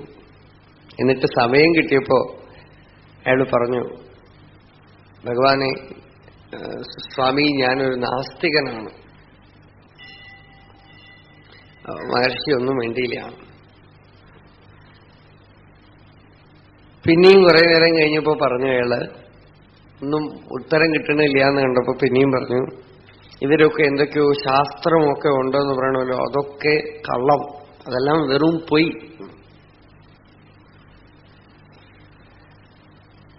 അപ്പൊ മഹർഷി തന്നെ ചീത്ത പറയുമെന്നോ അഥവാ അങ്ങനെ പറയാൻ പാടില്ല എന്ന് പറയുമെന്നോ ആണ് വിചാരിച്ചത്. ഇതെല്ലാം വെറും പൊയ്. അപ്പൊ മഹർഷി ചിരിച്ചുകൊണ്ട് ആമാ അതെ അതെ. അപ്പൊ ഇയാള് വിട്ടില്ല. ഇയാള് പിന്നെയും പറഞ്ഞു, ഈശ്വരൻ എന്ന് പറയണതും ഒക്കെ വെറും പൊയ്, കള്ളം, നുണയാണ്. അപ്പോഴും മഹർഷി ഒന്നും പറഞ്ഞില്ല. ആമാ.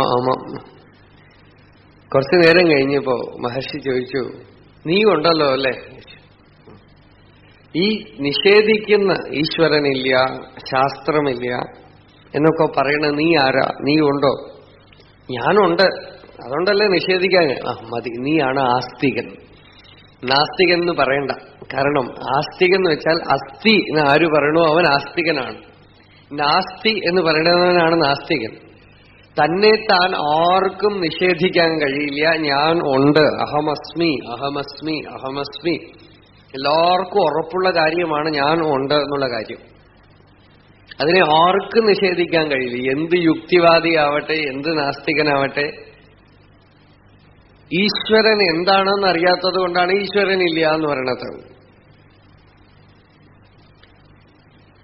തന്റെ തന്നെ അസ്തിത്വത്തിനെ ആർക്കും നിരാകരിക്കാൻ കഴിയില്ല. അപ്പോ നമുക്കൊക്കെ ഉറപ്പുണ്ട് ഞാൻ ഉണ്ട് എന്നുള്ള കാര്യം. അതിനെ അങ്ങോട്ട് പിടിച്ചോടാം. എന്നിട്ട് സമയം കിട്ടുമ്പോൾ ഒന്ന് ഇങ്ങനെ ചോദിച്ചു നോക്കുക തന്റെ ഉള്ളിൽ തന്നെ, ഈ ഞാൻ ആരാണ്? ഈ ശരീരം കുറച്ചു കഴിഞ്ഞാൽ മരിച്ചുപോയാൽ ഇതിനെ കൊണ്ടുപോയി കത്തിച്ചു കളയും, ശ്മശാനത്തിൽ കൊണ്ടുപോയി ചാരമാക്കും. അപ്പൊ ഈ ശരീരം കത്തിപ്പോയാൽ, ഈ ശരീരം ഒരു പിടി ചാരമായാൽ ഞാൻ ഇല്ലാതാവുന്നുണ്ടോ? ഞാൻ എന്നുള്ളത് അതോടുകൂടെ അസ്തമിച്ചോ? അതൊരിക്കലും ഹൃദയത്തിന് സ്വീകരിക്കാൻ പറ്റാത്തൊരവസ്ഥയാണ് ഞാൻ ഇല്ലാതാവുക എന്ന് പറഞ്ഞു. ഞാൻ എന്നുള്ളത് നിരന്തരമുണ്ട്, അനുഭവപ്പെടുന്നു. വ്യക്തിത്വത്തിന്റെ പരിപൂർണമായ ബലം, അനുഭവം നമുക്കുണ്ട്. ഞാൻ ഉണ്ട് എന്നാണ്. ഒരിക്കലും ഞാൻ ഇല്ല എന്ന് ആർക്കും അനുഭവിക്കാൻ പറ്റില്ല. ഒന്ന് ആലോചിച്ച് നോക്കൂ. ഞാൻ ഇല്ല എന്ന് പറയണമെങ്കിൽ തന്നെ ആ ഇല്ലായ്മ കണ്ടതാരാ? ഇല്ല എന്ന് പറയണമെങ്കിൽ ആ ഇല്ലായ്മയെ ആരനുഭവിച്ചു? അപ്പൊ ഇല്ല എന്നൊരവസ്ഥയേ ഇല്ല, ഉണ്ട് എന്നാണ്. ഉണ്ട്, അസ്തിത്വം, സത് എന്നാണ്. സന്തം, ഭാഗവതത്തിൽ ഇടയ്ക്കിടയ്ക്ക് വരുന്നൊരു വാക്കാണ് സന്തം. സന്തം എന്ന് വെച്ചാൽ ഉള്ളവൻ എന്നർത്ഥം. ഉള്ളവൻ, ഉണ്മ. അതത്യജന്തോ മൃഗയന്തി സന്തഃ. സന്തുക്കൾ, സാധുക്കൾ ആ സന്തം ആയിട്ടുള്ള ഉള്ളവനെ എങ്ങനെ കണ്ടുപിടിക്കണമെന്ന് വെച്ചാൽ തത് അല്ലാത്തതിനെയൊക്കെ തള്ളി തള്ളി തള്ളി, അതത്യജന്തോ മൃഗയന്തി സന്തഃ, അതല്ലാത്തതിനെയൊക്കെ തള്ളി മാറ്റിയാൽ അത് സ്വയം പ്രകാശിക്കും. അപ്പോ ഇടയ്ക്ക് സമയം കിട്ടുമ്പോ ഒന്നിങ്ങനെ സ്വയം വിചാരം ചെയ്യുക, ഈ ശരീരം ഞാനല്ല, മനസ്സ് ഞാനല്ല, ഇതിനു പുറകിലിരിക്കുന്ന ബുദ്ധി ഞാനല്ല. ഭഗവാൻ രമണ മഹർഷി ഒരു കൊച്ചുകുട്ടിക്ക് ഒരു മന്ത്രം ഉപദേശിച്ചു കൊടുത്തു. ചെറിയ കുട്ടി, ലളിത എന്ന് പേര് ആ കുഞ്ഞിന്. 4 വയസ്സ് കുട്ടി. ആ കുട്ടി വന്ന് ഇങ്ങനെ കുറുമ്പ് കാണിച്ചുകൊണ്ടേയിരിക്കും മഹർഷിയുടെ മുറിയിൽ. കുറുമ്പ് കാണിച്ചുകൊണ്ടേയിരിക്കും. എന്തെങ്കിലും വടിയെടുത്ത് ചോട്ടലിടുക, പുസ്തകം എടുക്കുക. അപ്പോ മഹർഷി ഒരു ദിവസം ആ കുട്ടിയോട് ചോദിച്ചു, നീ എന്നെ പണ്ടേ? ഒന്നുമില്ലേ. പിന്നെയും അതിങ്ങനെ കുറുമ്പ് കാണിച്ചുകൊണ്ടേയിരിക്കുമ്പോ നീ എന്നെ പണ്ടേ? ഒന്നുമില്ലേ. அப்போ மற்றவாளையெல்லாம் பார்த்து பகவான் சொல்லுவார், பாத்தியா இந்த குழந்தைக்கு கூட ஞானம் இருக்கு, இவ்வளவு குறும்பு பண்ணி நான் ஒன்னும் பண்ணலைன்னு சொல்றாரு. ഇത്രയും ചെയ്തിട്ട് ഞാൻ ഒന്നും ചെയ്യണില്ല എന്ന് പറയണം. ഇതാണ് ജ്ഞാനത്തിന്റെ ലക്ഷണം. എന്നിട്ട് ആ കുട്ടിയെ അടുത്ത് വിളിച്ച് മഹർഷി പറഞ്ഞു കൊടുക്കും, ഈ തല ആരുടെയാണ് എന്ന് ചോദിക്കും. അപ്പൊ കുട്ടി പറയും, എന്റെ തല, എന്റെ കൈ, എന്റെ കാല്. അപ്പോ ഈ ഉടുത്തിരിക്കുന്ന ഉടുപ്പ് ആരുടെയാണ്? എന്റെ ഉടുപ്പ്. ഉടുപ്പ് നീയല്ലോ. അല്ല, ഞാനല്ല, ഇതെന്റെ ഉടുപ്പാണ്. അതേപോലെ എന്റെ തല ഞാനല്ല, എന്റെ കൈ ഞാനല്ല, എന്റെ കാല് ഞാനല്ല. അപ്പോ എന്റെ ശരീരം ഞാനല്ല. എന്റെ മനസ്സ്, അപ്പൊ മനസ്സ് ഞാനല്ല. എന്റെ ബുദ്ധി, അപ്പൊ ബുദ്ധി ഞാനല്ല. എന്നിട്ട് കുട്ടിക്ക് പതുക്കെ പറഞ്ഞു കൊടുത്തു, ദേഹോ നാഹം, ദേഹം ഞാനല്ല. കോഹം, അടുത്ത സ്റ്റെപ്പ് എന്താ? ഈ ദേഹം ഞാനല്ല എന്ന് വെച്ചാൽ പിന്നെ ഞാൻ ആരാണ്? ഇതൊന്നും ഞാനല്ല തള്ളിക്കളഞ്ഞാൽ അവശേഷിക്കുന്ന അറിവ്, ജ്ഞപ്തി. അറിവ് എന്ന് വെച്ചാൽ എന്തിനെങ്കിലും അറിയുന്ന നോളേജ് അല്ല, ജ്ഞപ്തി, അവയർനെസ്. സോഹം, ആ അവയർനെസ് ആണ് ഞാൻ. അതാണ് എന്റെ യഥാർത്ഥ സ്വരൂപം. ഈ കുട്ടിയെ ഇങ്ങനെ പറഞ്ഞു പഠിപ്പിച്ചു. ആശ്രമത്തിലുള്ളവരൊക്കെ ആശ്ചര്യപ്പെട്ടിരിക്കും, ഈ കൊച്ചുകുട്ടി, 4 വയസ്സുള്ള കുട്ടിക്ക് എന്തിനാ ഇങ്ങനെ ഇരുത്തി പഠിപ്പിക്കണത്? ആ കുട്ടി 6 വയസ്സിൽ മരിച്ചു. എത്രയോ കുട്ടികൾ വരുമായിരുന്നു, അതൊന്നും ശ്രദ്ധിച്ചില്ല. പക്ഷെ ഈ കുട്ടിയെ അടുത്തിരുത്തിയിട്ട് ഇങ്ങനെ പറഞ്ഞു കൊടുക്കും, ദേഹോ നാഹം, കോഹം സോഹം. ആന്ധ്രാക്കാരാണ്. ആ കുട്ടിക്ക് സമാധിയൊക്കെ വെച്ച് അവരുടെ വീട്ടില് അതിൽ എഴുതി വെച്ചു അത്രേ, ദേഹോ നാഹം കോഹം സോഹം. അപ്പോ കൊച്ചു കുട്ടികൾക്ക് പോലും പറഞ്ഞു കൊടുക്കേണ്ട തത്വമാണ് അത്. വിവേകാനന്ദ സ്വാമികൾ പറയും, ഞാൻ ഒരു ഗൃഹസ്ഥനായിരുന്നുവെങ്കിൽ, എനിക്കൊരു കുട്ടി ജനിച്ചിരുന്നുവെങ്കിൽ ആ കുട്ടിയെ ചെറുപ്പം മുതൽ തന്നെ നീ ആത്മാവാണ്, ബ്രഹ്മമാണ്, നിത്യശുദ്ധ ബുദ്ധമുക്ത സ്വരൂപമായ വസ്തുവാണ്, സച്ചിദാനന്ദമാണ്, പരിശുദ്ധമായ തത്വമാണെന്ന് പറഞ്ഞു പറഞ്ഞു പറഞ്ഞു വളർത്തും.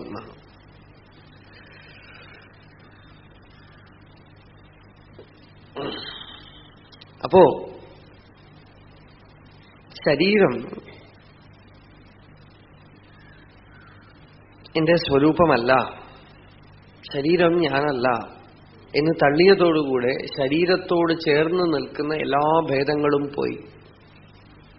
ദേഹം ഞാനല്ല, മനസ്സ് ഞാനല്ല, ബുദ്ധി ഞാനല്ല, ഞാൻ ഞാൻ ഞാൻ എന്ന് മറ്റെന്തോ ഉള്ളിലിങ്ങനെ വ്യക്തമായിട്ട് സ്ഫുരിച്ചുകൊണ്ടിരിക്കും. നമ്മൾക്കൊക്കെ അനുഭവപ്പെടുന്നു, നമ്മളൊക്കെ അനുഭവിക്കണം വ്യക്തമായിട്ട്. നമ്മളുടെ വ്യക്തിത്വം എന്ന് പറയുന്നതിനെ നമ്മളൊക്കെ വ്യക്തമായിട്ട് അനുഭവിക്കണം. ആ ഞാൻ എന്നുള്ളതിനെ ഗ്രഹിച്ചുകൊണ്ടേയിരിക്കുകയാണ്. അതിനെയാണ് തപസ് എന്ന് പറയേണ്ടത്. അതാണ് യഥാർത്ഥ തപസ്. അതെവിടുന്ന് പൊന്തുണു എന്ന് ആരാഞ്ഞു നോക്കുക. ആന്ധ്രയിൽ നിന്നൊരു യുവാവ് മഹർഷിയോട് തപസ് എന്താണെന്ന് ചോദിക്കണം, എവിടെയാണ് തപസ് ചെയ്യേണ്ടത് എന്ന് ചോദിക്കാനായിട്ട് ആശ്രമത്തിൽ വന്നു. 2-3 ദിവസമായിട്ട് ഈ ചോദ്യം ചോദിച്ചുകൊണ്ടേയിരിക്കണം. ഒരു ഉത്തരവും മഹർഷി കൊടുക്കണില്ല. ഞാൻ എവിടെ പോയി തപസ് ചെയ്യണം? ഒട്ടും അതിന് മറുപടിയേ പറയാതായപ്പോ ഇയാള് വിഷമിച്ചു. എന്നിട്ട് ഇയാൾ അടുത്തിരിക്കുന്നവരോട് പറഞ്ഞു, ഞാൻ ഇത്രയും ദൂരം മെനക്കെട്ട് വന്നത് ഈ സ്വാമിയോട് വന്നാൽ എനിക്ക് തപസ് ചെയ്യാനായിട്ടൊരു സ്ഥലം കാണിച്ചു തരുമെന്ന് വിചാരിച്ചിട്ടാണ്. എന്നിട്ടും ഞാൻ എവിടെ തപസ് ചെയ്യണം എന്ന് ഇത്ര പ്രാവശ്യം ചോദിച്ചിട്ടും എനിക്കൊരു സ്ഥലം പറഞ്ഞു തന്നില്ലല്ലോ. ഇപ്പൊ മഹർഷി നടക്കാൻ പോവാനുള്ള സമയമാണ്. എഴുന്നേറ്റ് നിന്ന് ചിരിച്ചുകൊണ്ടേ പറഞ്ഞു, ആമാ ആമാ വന്ന വഴിയേ പോ എന്ന് പറഞ്ഞിട്ട് പോയി. വന്ന വഴിയേ പോ എന്ന് പറഞ്ഞിട്ട് പോയി. വന്ന വഴിക്ക് തന്നെ പോവാ എന്നാണ്. ഇയാള് ഒന്നും അറിയാതെ ഭ്രമിച്ചു നിന്നു. കുറച്ചു നേരം കഴിഞ്ഞപ്പോ അടുത്തുള്ള ആൾക്ക് മനസ്സിലായി മഹർഷി എന്താ പറഞ്ഞത്. അദ്ദേഹം പറഞ്ഞു കൊടുത്തു, നിങ്ങൾ എന്താ ചോദിച്ചത്? ഞാൻ എവിടെ തപസ് ചെയ്യണം എന്നാണ് ചോദിച്ചത്. തപസ് എന്ന് പറയുന്നത് കാട്ടിലോ ഗുഹയിലോ ഏതെങ്കിലും ഒരു പ്രത്യേക സ്ഥലത്തോ ഇരുന്ന് ചെയ്യുന്നതല്ല. തപസ് എന്നുള്ളത് തികച്ചും ആന്തരികമായ ഒരു പ്രോസസ്സാണ്. നിങ്ങൾ ചോദിച്ചത് ഞാൻ എവിടെ തപസ് ചെയ്യണം എന്നാണ്. ഭഗവാന്റെ മാർഗം ഈ ഞാൻ എവിടുന്ന് വരണു എന്ന് ആരാഞ്ഞ് ഹൃദയത്തിൽ ചെല്ലണതാണ്. അതാണ് തപസ്. അപ്പൊ നിങ്ങൾ ചോദിച്ചത് ഞാൻ എവിടെ തപസ് ചെയ്യണം. മഹർഷി പറഞ്ഞതോ ഈ ഞാൻ ഏതു വഴിക്ക് വന്നുവോ ആ വഴിക്ക് അന്വേഷിച്ചുകൊണ്ട് ഉള്ളിൽ പോവുക. അതാണ് തപസ്. ഈ ഞാൻ എന്നുള്ള വിചാരം എവിടെ നിന്ന് പൊന്തുണു എന്ന് ആരാഞ്ഞുകൊണ്ട് അത് വന്ന വഴിക്ക് ഉള്ളിലേക്ക് പോവുക. എന്നിട്ട് ഹൃദയത്തിൽ ചെന്ന് അടങ്ങിയിരിക്കുക. അതാണ് തപസ്. ഹൃദയമാണ് നമ്മളുടെ മൂലസ്ഥാനം, ഹൃദയമാണ് നമ്മളുടെ വീട്, ഹൃദയമാണ് ഞാൻ പിറന്ന ഇടം, പിറപ്പിടം. ഓരോരു നിമിഷം ഈ അഹങ്കാരം പൊന്തുമ്പോഴും ജനിക്കണു, അടങ്ങുമ്പോഴും മരിക്കണു. ഈ അഹങ്കാരം എവിടുന്ന് പൊന്തുണുവോ അതാണ് ജന്മസ്ഥാനം. ശോധയ അഹമഹ ജന്മദേശം. ഈ അഹങ്കാരം എവിടുന്ന് സ്ഫുരിക്കുന്നു എന്നുള്ളത് ആരാഞ്ഞു നോക്കലാണ് യഥാർത്ഥമായിട്ടുള്ള തപസ്. അങ്ങനെ ആരായുമ്പോ നമ്മളിങ്ങനെ പരീക്ഷിച്ചു നോക്കുക, സമയം കിട്ടുമ്പോഴൊക്കെ ഈ അഹങ്കാരം എവിടുന്ന് പൊന്തുണു, ഈ അഹങ്കാരം എങ്ങനെ പൊന്തി വരുന്നു. ഇങ്ങനെ ആരാഞ്ഞുകൊണ്ടേയിരുന്നാൽ അഹങ്കാരം പോയിട്ട്, ആ ഒരു ഇൻഡിവിജ്വാലിറ്റി പോയിട്ട് ശുദ്ധമായ ബോധം, ശീതളമായ ഒരു അനുഭവം, ഒരു അസ്തിത്വം മാത്രം വികസിച്ച ഒരു സത്സ്വരൂപം ഉണ്ട് എന്നുള്ള ഒരു ഉണ്മ, പൂർണ്ണത, അത് മാത്രം ഉള്ളില് പ്രകാശിക്കും. അത് മാത്രം വിരിഞ്ഞു വരും. അവിടെ ഞാൻ എന്നുള്ള വ്യക്തിത്വമേ അനുഭവപ്പെടില്ല. ഒരു പരന്ന, അതിലെല്ലാവരും ഉൾക്കൊള്ളുന്നു, എല്ലാം ഉൾക്കൊള്ളുന്നു, പ്രപഞ്ചമേ ഉൾക്കൊള്ളുന്നു. അതിൽ വെറും ഒരു സ്ഫുരണയാണ്, ഒരു മുളയാണ് ഈ അഹങ്കാരം എന്ന് പറയുന്നത് പോലും. അഹങ്കാരം പൊന്തുമ്പോഴാണ് ജഗത്ത് തോന്നണത്, ബാക്കി എല്ലാ ഭേദങ്ങളും തോന്നണത്. ഈ അഹങ്കാരം പൊന്താതെ നിൽക്കുകയാണെങ്കിൽ അസ്തിത്വം മാത്രം. സർവം ഖലു ഇദം ബ്രഹ്മ, ബ്രഹ്മം മാത്രം, ആ ബ്രഹ്മാനുഭവം മാത്രമേ ഉണ്ടാവുള്ളൂ. ആ ബ്രഹ്മാനുഭവത്തിൽ നിലച്ചു നിന്നുകൊണ്ടാണ് അസ്താമലകൻ പറഞ്ഞത്, നാഹം മനുഷ്യോ നച ദേവയക്ഷൗ ന ബ്രാഹ്മണ ക്ഷത്രിയ വൈശ്യശൂദ്രാഹ ന ബ്രഹ്മചാരീ ന ഗൃഹീ വനസ്ഥോ ഭിക്ഷുർനചാഹം നിജബോധരൂപ.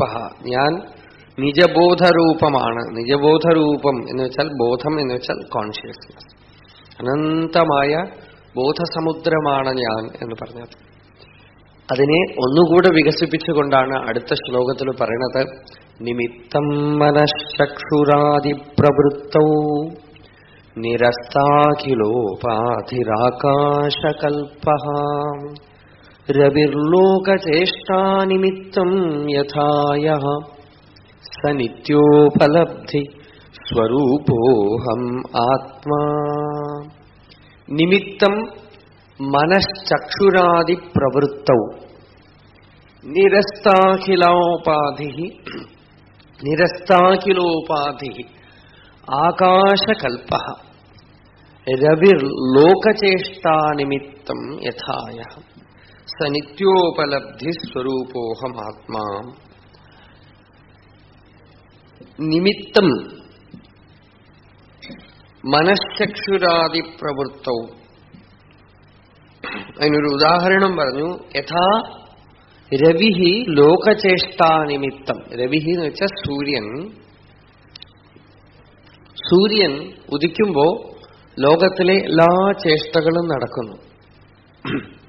ഉദിക്കുമ്പോ മാത്രമല്ല, അസ്തമിച്ചു കഴിഞ്ഞാൽ.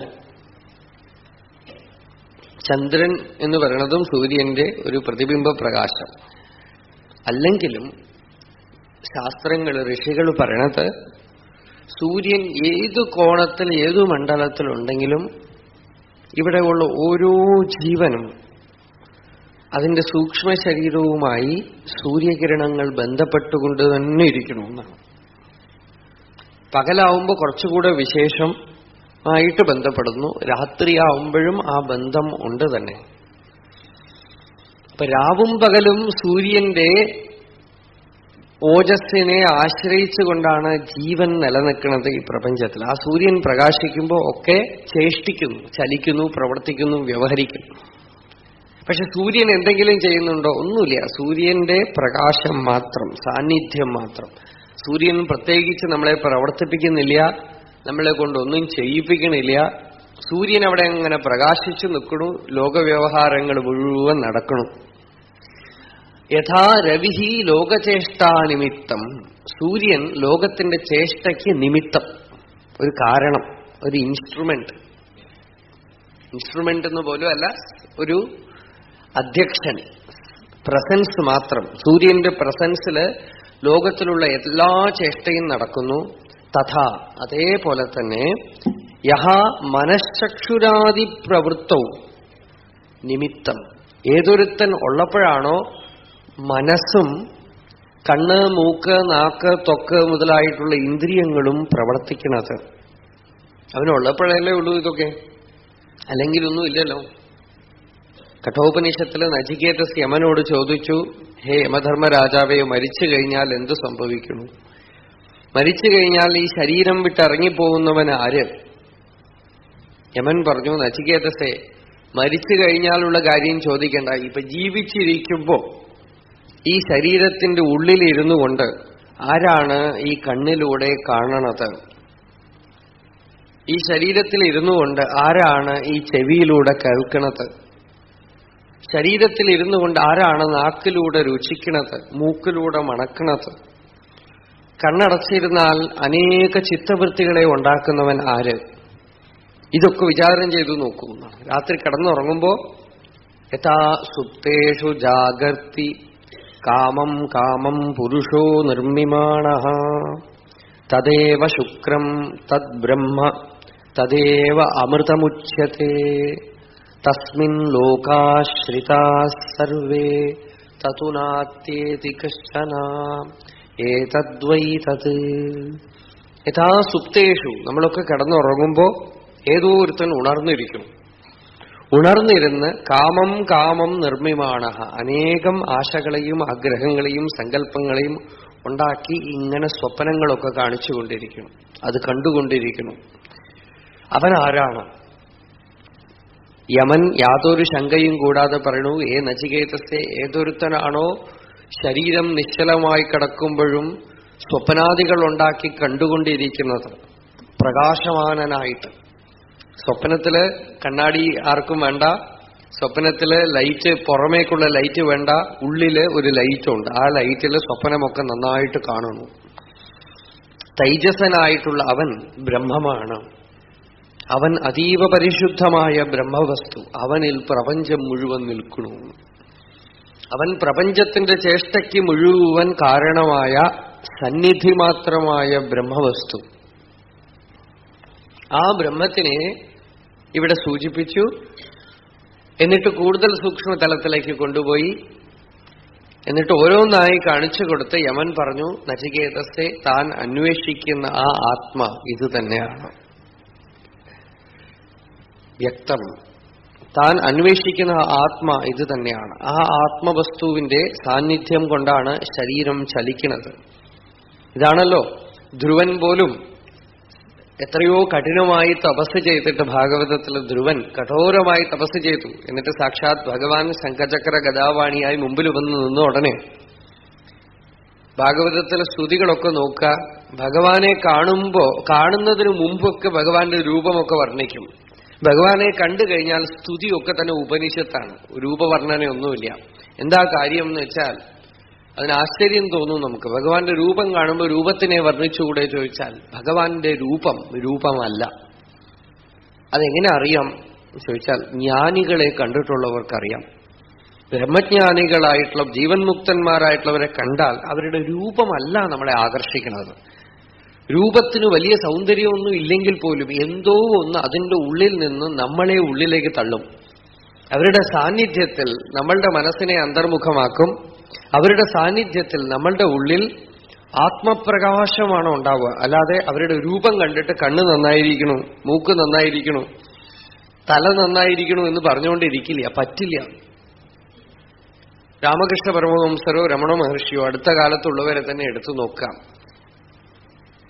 അവർക്ക് എന്ത് സൗന്ദര്യമാണുള്ളത്?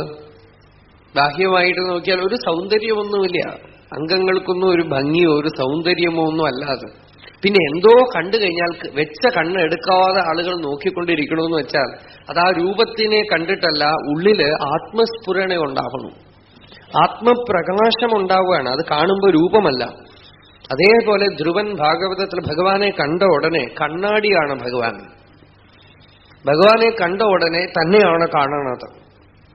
അതുകൊണ്ടാണ് ധ്രുവൻ ഭഗവാനെ കണ്ട ഉടനെ പറയുന്നത്, യോ അന്തഃപ്രവിശ്യ മമ വാചമിമാം പ്രസുപ്താം സഞ്ജീവയതി അഖില ശക്തിധര സ്വധാംന അന്യാംശ ഹസ്തചരണ ശ്രവണത്വഗാദീൻ പ്രാണാൻ നമോ ഭഗവതേ പുരുഷായ തുഭ്യം. ഏതൊരു പരമപുരുഷൻ ഉള്ളിൽ പ്രവേശിച്ചിട്ട് മനസ്സിനെയും ഇന്ദ്രിയങ്ങളെയൊക്കെ ചലിപ്പിക്കുന്നു, ഏതൊരു പരമപുരുഷൻ ഉള്ളിൽ പ്രവേശിച്ച് എന്റെ വാക്കിനെ ഉണർത്തുന്നു, സഞ്ജീവയതി, ഈ ശരീരത്തിനെ ജീവസുറ്റതാക്കി ചലിപ്പിക്കുന്നു, അങ്ങനെയുള്ള ആ പരമപുരുഷന് നമസ്കാരം. ആ പരമപുരുഷൻ ബോധം, അവൻ അവൻ ആത്മവസ്തുവാണ്.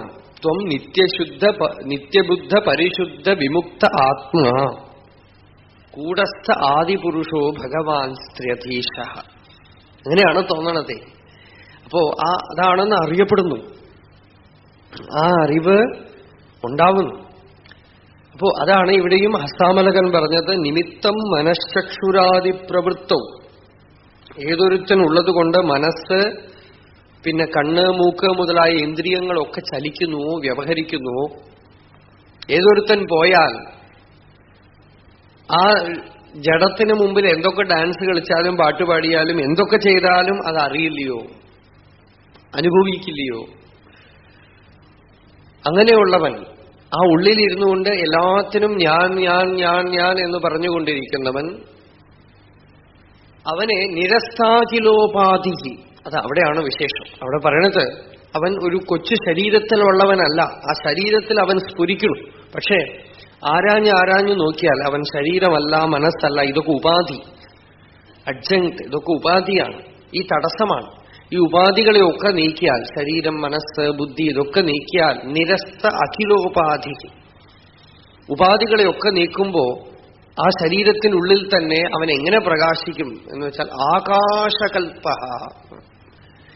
ആകാശം പോലെ, അനന്തമായ ഗഗനം പോലെ, ആകാശകൽപ്പ, നിരസ്താഖിലോപാധിരാകാശകൽപ്പ, രവിർലോകചേഷ്ടാനിമിത്തം യഥായ സ നിത്യോപലബ്ധി സ്വരൂപോഹം ആത്മാ. മാത്രമല്ല അസ്താമലകൻ പറയണത് അത് എപ്പോഴെങ്കിലും ഒരിക്കൽ കിട്ടേണ്ട വസ്തുവല്ല, ഇപ്പോഴേ കിട്ടിയിട്ടുള്ള വസ്തു എന്നാണ്. നിത്യ ഉപലബ്ധി സ്വരൂപം. ഉപ എന്ന് വെച്ചാൽ സമീപെ, വളരെ അടുത്ത് എന്നർത്ഥം. ലബ്ധി എന്ന് വെച്ചാൽ കിട്ടുന്നത്, ഏറ്റവും അടുത്ത് കിട്ടിയിട്ടുള്ള വസ്തു ഉപലബ്ധം ആണ്. ബൃഹത് ഉപലബ്ധം എന്ന് ഭാഗവതവും പറയണം. കിട്ടിയിട്ടുള്ളതാണ് ഈശ്വരൻ. പുതിയതായിട്ട് കിട്ടാൻ പോണതാണെങ്കിൽ അത് നഷ്ടപ്പെട്ടും പോകും.